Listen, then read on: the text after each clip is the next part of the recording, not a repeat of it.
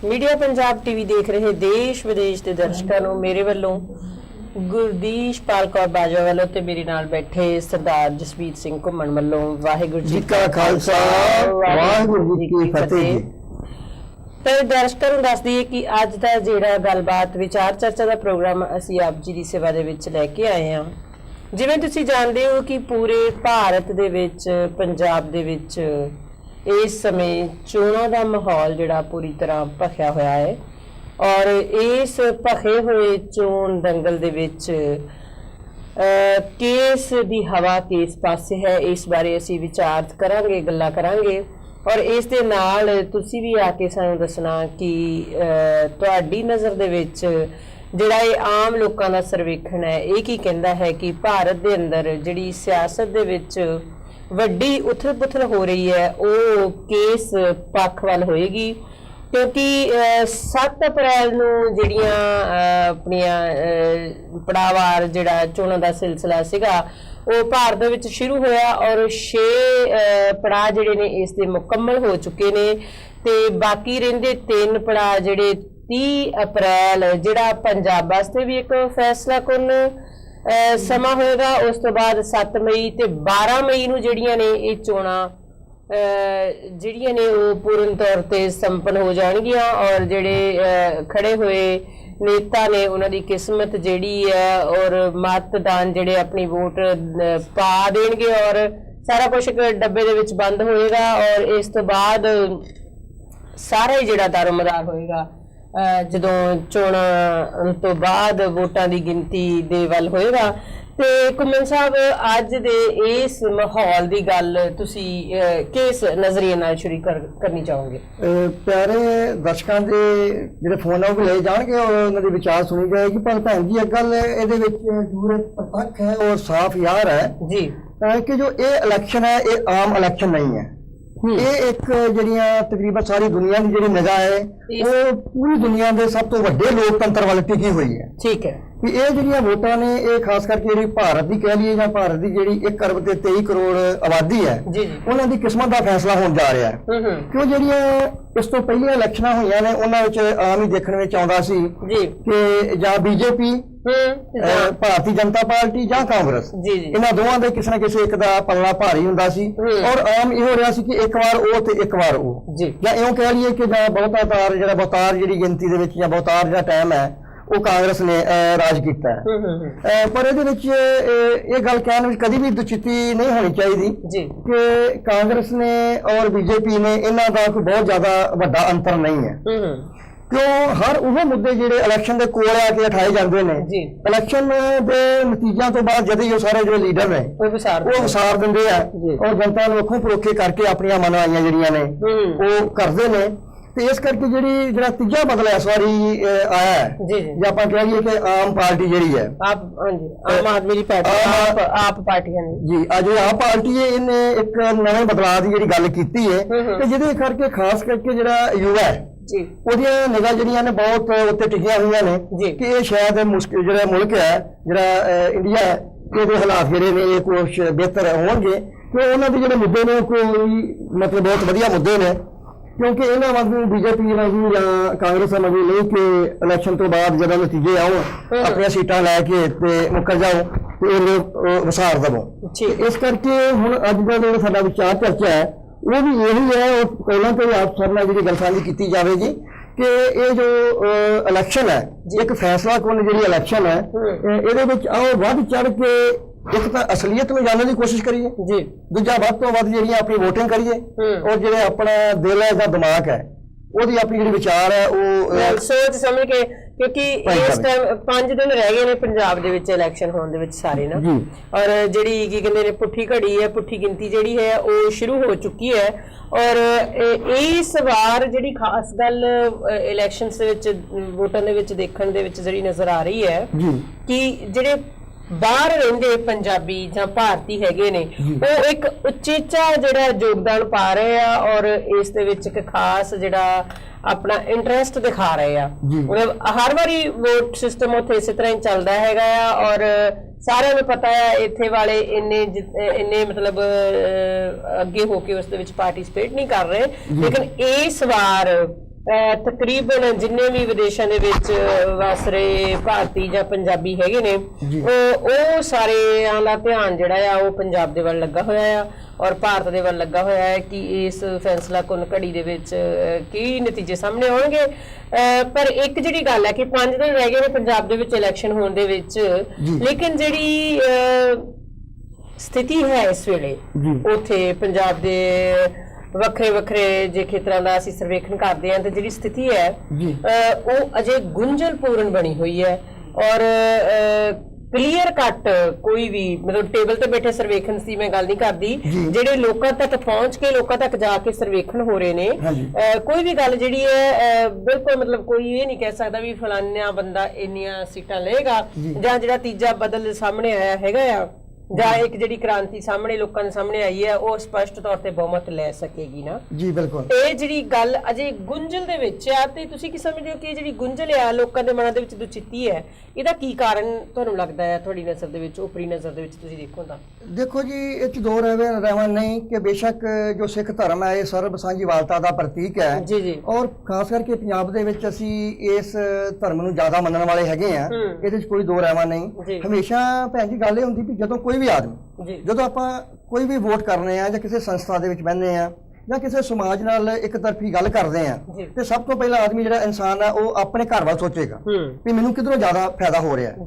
ਜੇ ਆਪਾਂ ਇਹ ਦੋ ਪੱਖੀਆਂ ਦੀ ਹੀ ਗੱਲ ਕਰ ਲਈਏ ਕਿਉਂ ਜਿਹੜੀਆਂ ਹੁਣ ਤੱਕ ਉੱਭਰ ਕੇ ਸਾਹਮਣੇ ਆਈਆਂ ਨੇ, ਕਾਂਗਰਸ ਹੋਵੇ ਜਾਂ ਉਹ ਬੀਜੇਪੀ ਹੋਣ, ਜੇ ਆਪਾਂ ਪੰਜਾਬ ਦੀ ਗੱਲ ਕਰ ਲਈਏ, ਪੰਜਾਬ ਵਿੱਚ ਤੀਜੀ ਧਿਰ ਜਿਹੜੀ ਹੈ ਇਹਨਾਂ ਦਾ ਭਾਈਵਾਲ ਪਾਰਟੀ ਜਿਹੜੀ ਅਕਾਲੀ ਦਲ ਹੈ, ਨਾ ਹੀ ਤਾਂ ਸਿੱਖ ਕੌਮ ਨੂੰ ਕੋਈ ਬੀਜੇਪੀ ਵੱਲੋਂ ਤੋਂ ਪਹਿਲਾਂ ਤੋਂ ਹੀ ਕੋਈ ਬਹੁਤ ਜ਼ਿਆਦਾ ਵਧੀਆ ਅਸਾਰ ਜਾਂ ਚੰਗੇ ਜਿਹੜੇ ਸਿੱਟੇ ਨੇ ਉਹ ਨਜ਼ਰ ਨਹੀਂ ਆ ਰਹੇ। ਬਿਲਕੁਲ ਵਿਰੋਧੀ ਹੋਇਆ, ਹਮੇਸ਼ਾ ਵਿਰੋਧੀ ਹੋਇਆ। ਔਰ ਇਹਦੇ ਨਾਲ ਨਾਲ ਆਪਾਂ ਇਹ ਵੀ ਗੱਲ ਕਰ ਲਈਏ ਕਿ ਕਾਂਗਰਸ ਨੇ ਵੀ ਕੋਈ ਵਧੀਆ ਪੱਖ ਜਿਹੜਾ ਵਾ ਆਪਣਾ ਖਾਸ ਕਰਕੇ ਪੰਜਾਬ ਵਾਸਤੇ ਨਹੀਂ ਰੱਖਿਆ ਤੇ ਜੇ ਅਕਾਲੀਆਂ ਦੀ ਗੱਲ ਵੀ ਕਰ ਲਈਏ ਤੇ ਉਹਦੇ ਵਿੱਚ ਵੀ ਉਹ ਬਹੁਤ ਜ਼ਿਆਦਾ ਕੋਈ ਬਿਹਤਰੀ ਉਹਨਾਂ ਨੇ ਨਹੀਂ ਵਿਖਾਈ ਜੋ ਉਹਨਾਂ ਨੂੰ ਕਰਨੀ ਚਾਹੀਦੀ ਸੀ ਕਿ ਇੱਕੋ ਇੱਕ ਧਾਰਮਿਕ ਸੰਸਥਾ ਔਰ ਪੰਜਾਬ ਦੀ ਸੰਸਥਾ ਹੋਣ ਕਰਕੇ ਉੱਭਰ ਕੇ ਸਾਹਮਣੇ ਆਈ ਸੀ, ਲੇਕਿਨ ਉਹਨਾਂ ਨੇ ਵੀ ਬਹੁਤ ਜ਼ਿਆਦਾ ਪੱਖ ਜਿਹੜਾ ਉਹ ਪੰਜਾਬ ਦੀ ਜਨਤਾ ਦਾ ਨਹੀਂ ਲਿਆ। ਇਸ ਕਰਕੇ ਜਿਹੜੀ ਪੰਜਾਬ ਦੀ ਜਨਤਾ ਹੈ ਇਸ ਵੇਲੇ ਉਹ ਇਹ ਚਾਹੁੰਦੀ ਹੈ ਕੋਈ ਜੋ ਕੋਈ ਨਵਾਂ ਬਦਲ ਹੈ ਉਹ ਜ਼ਰੂਰ ਆਵੇ, ਕਿਉਂਕਿ ਉਹਨਾਂ ਨੂੰ ਕੋਈ ਜਿਹੜੀ ਹੈ ਉਹ ਅੱਗੇ ਉન્નਤੀ ਦੇ ਰਾਹ, ਜਿਵੇਂ ਹੁਣ ਬੇਰੁਜ਼ਗਾਰੀ ਹੋ ਗਈ, ਪੰਜਾਬ ਦੇ ਵਿੱਚ ਨਸ਼ਿਆਂ ਦਾ ਦਰਿਆ ਹੈ, ਪੰਜਾਬ ਦੀ ਜਿਹੜੀ ਸਿੱਖੀ ਹੈ ਕਿੱਧਰ ਨੂੰ ਜਾ ਰਹੀ ਹੈ,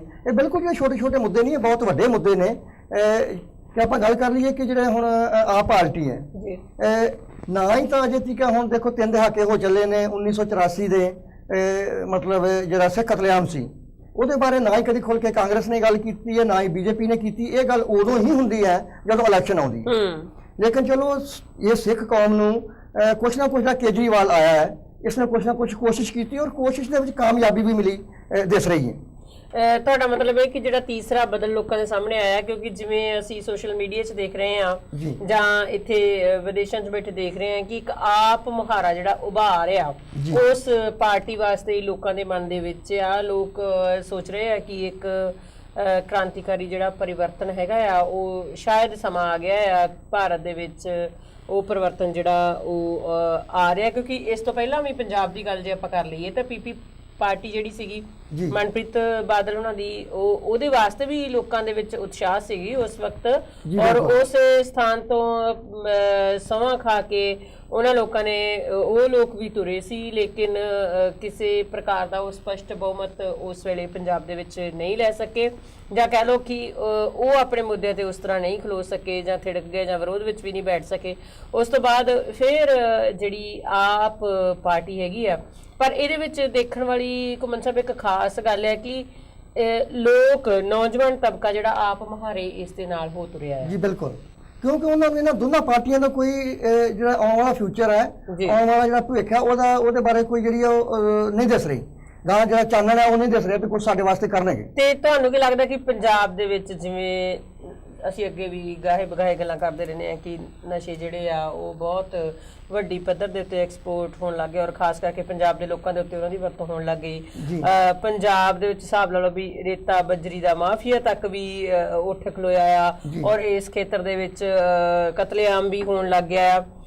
ਲੋਕਾਂ ਦੇ ਉੱਤੇ ਬੇਇੰਤਹਾ ਟੈਕਸ, ਪ੍ਰਾਪਰਟੀ ਟੈਕਸ, ਦੂਜੇ ਤੀਜੇ ਟੈਕਸ ਜਿਹੜੇ ਆ ਉਹ ਲਾ ਦਿੱਤੇ ਗਏ ਆ ਔਰ ਸਹੂਲਤਾਂ ਜੇ ਦੇਖਿਆ ਜਾਏ ਤੇ ਸਹੂਲਤਾਂ ਨਾ ਮਾਤਰ ਨੇ। ਔਰ ਲੋਕਾਂ ਦੇ ਉੱਤੇ ਜਿਹੜਾ ਅਤਿਆਚਾਰ ਆ ਉਹ ਬਹੁਤ ਵੱਡੇ ਪੱਧਰ ਤੇ ਆ। ਸਾਡੇ ਕੋਲ ਹਮੇਸ਼ਾ ਸਾਡੇ ਲੀਡਰ ਜਿਹੜੇ ਆ, ਕੋਈ ਲੀਡਰ ਵੀ ਹੋਵੇ, ਅਸੀਂ ਕਿਸੇ ਦਾ ਨਾਂ ਨਹੀਂ ਲੈਂਦੇ, ਪਰ ਗੱਲ ਇਸ ਤਰ੍ਹਾਂ ਕੀ ਗੱਲ ਕੀਤੀ ਜਾਂਦੀ ਹੈ, ਖਜ਼ਾਨਾ ਖਾਲੀ ਹੋ ਰਿਹਾ ਆ ਔਰ ਸਰਕਾਰੀ ਪ੍ਰਾਪਰਟੀਆਂ ਜਿਹੜੀਆਂ ਨੇ ਉਹ ਘਟ ਰਹੀਆਂ ਨੇ। ਪਰ ਜਿਹੜਾ ਵੀ ਲੀਡਰ ਕਿਸੇ ਵੀ ਪਾਰਟੀ ਨਾਲ ਸੰਬੰਧਿਤ ਹੈ, ਜਦੋਂ ਉਹ ਸੱਤਾ ਦੇ ਵਿੱਚ ਆਉਂਦਾ ਹੈ ਉਸ ਟਾਈਮ ਉਹਦੀ ਪ੍ਰਾਪਰਟੀ ਔਰ 5 ਸਾਲ ਜਦੋਂ ਉਹ ਲੋਕਾਂ ਦੀ ਸੇਵਾ ਕਰਦਾ ਆ, ਉਸ ਤੋਂ ਬਾਅਦ ਉਹਦੀ ਪ੍ਰਾਪਰਟੀ ਕਈ ਗੁਣਾ ਜ਼ਰਬ ਹੋ ਜਾਂਦੀ ਹੈ ਨਾ।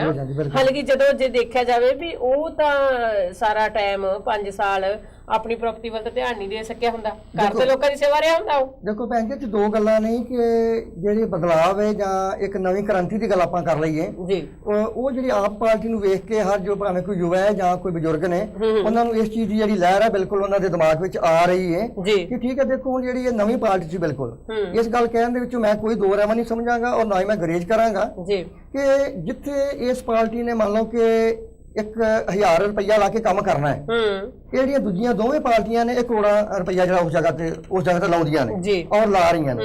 ਔਰ ਜਿਸ ਮੈਂ ਸਮਝਦਾ ਵੀ ਜੋ ਘਟੀਆ ਸਿਆਸਤ ਹੈ, ਜੋ ਪੈਸੇ ਦੇ ਜ਼ੋਰ ਨਾਲ ਕੀਤੀ ਜਾਂਦੀ ਹੈ, ਜੋ ਮੀਡੀਆ ਖਰੀਦ ਕੇ ਕੀਤੀ ਜਾਂਦੀ ਹੈ, ਜੇ ਹੁਣ ਆਪਾਂ ਗੱਲ ਕਰ ਲਈਏ ਕਿ ਆਪਣੇ ਪ੍ਰਧਾਨ ਮੰਤਰੀ ਪਦ ਦੇ ਉਮੀਦਵਾਰ ਜਿਹੜੇ ਨਰਿੰਦਰ ਮੋਦੀ ਸਾਹਿਬ ਨੇ, ਠੀਕ ਹੈ, ਜੇ ਉਹਨਾਂ ਨੂੰ ਇਹ ਹਿਸਾਬ ਆਪਾਂ ਲਾ ਲਈਏ ਕਿ ਪਹਿਲਾਂ ਉਹਨਾਂ ਨੇ 3 ਇਲੈਕਸ਼ਨਾਂ ਗੁਜਰਾਤ ਵਿੱਚ ਲੜੀਆਂ, ਜਦੋਂ 3 ਇਲੈਕਸ਼ਨਾਂ ਉਹਨਾਂ ਨੇ ਲੜੀਆਂ ਤੇ ਉਹਨਾਂ ਨੇ ਜੋ ਕਾਗਜ਼ ਭਰੇ ਨੇ ਉਹਨਾਂ ਵਿੱਚ ਉਹਨਾਂ ਨੇ ਆਪਣੇ ਕਾਗਜ਼ ਦੇ ਉੱਪਰ ਕਾਲਮ ਦੇ ਵਿੱਚ ਉਹਨਾਂ ਨੇ ਆਪਣੀ ਬੀਵੀ ਦਾ ਜ਼ਿਕਰ ਨਹੀਂ ਕੀਤਾ, ਆਪਣੀ ਪਤਨੀ ਦਾ ਜ਼ਿਕਰ ਨਹੀਂ ਕੀਤਾ। ਇਹਨਾਂ ਨੇ ਹੁਣ ਕਿਉਂ ਕੀਤਾ? ਇਹਦਾ ਮਤਲਬ ਇਹ ਹੈ ਕਿ ਹੁਣ ਆਪਾਂ 1 ਅਰਬ ਤੇ 23 ਕਰੋੜ ਜਿਹੜੀ ਇੰਡੀਆ ਦੀ ਆਬਾਦੀ ਹੈ, ਜਾਂ ਆਪਾਂ ਇਉਂ ਕਹਿ ਲਈਏ ਕਿ ਜਿਹੜੇ 80 ਕਰੋੜ ਵੋਟਰ ਨੇ, ਠੀਕ ਹੈ, ਕੀ ਇਹਨਾਂ ਨਾਲ 420 ਨਹੀਂ ਹੈ? ਇਹ ਤਾਂ ਹੈ। ਜਿਹੜਾ ਬੰਦਾ ਇੱਕ ਆਪਣੀ ਧਰਮ ਪਤਨੀ ਨੂੰ ਪੂਰੇ ਅਧਿਕਾਰ ਨਹੀਂ ਦੇ ਸਕਦਾ, ਉਹ ਇੱਕ ਅੱਖ ਨਾਲ ਇਹ 1 ਅਰਬ ਤੇ 23 ਕਰੋੜ ਦੀ ਜਿਹੜੀ ਜਨਤਾ ਹੈ, ਇਹ ਇਸ ਨੂੰ ਕਿੱਦਾਂ ਵੇਖੇਗਾ? ਬਹੁਤ ਇਹੋ ਜਿਹੇ ਮਸਲੇ ਜਿਹੜੇ ਨੇ ਸ਼ੱਕੀ ਤੌਰ ਤੇ ਪੈਦਾ ਹੁੰਦੇ ਨੇ। ਔਰ ਇਹਦੇ ਵਿੱਚ ਵੀ ਦੋ ਰਾਵਾਂ ਨਹੀਂ ਕਿ ਜਿਹੜਾ 2002 ਦੇ ਵਿੱਚ ਜੋ ਮੁਸਲਮਾਨਾਂ ਦਾ ਗੁਜਰਾਤ ਦੇ ਵਿੱਚ ਘਾਣ ਹੋਇਆ ਹੈ, ਇਹ ਕਿਸੇ ਤੋਂ ਲੁਕੀ ਛਿਪੀ ਗੱਲ ਬਿਲਕੁਲ ਨਹੀਂ ਹੈ।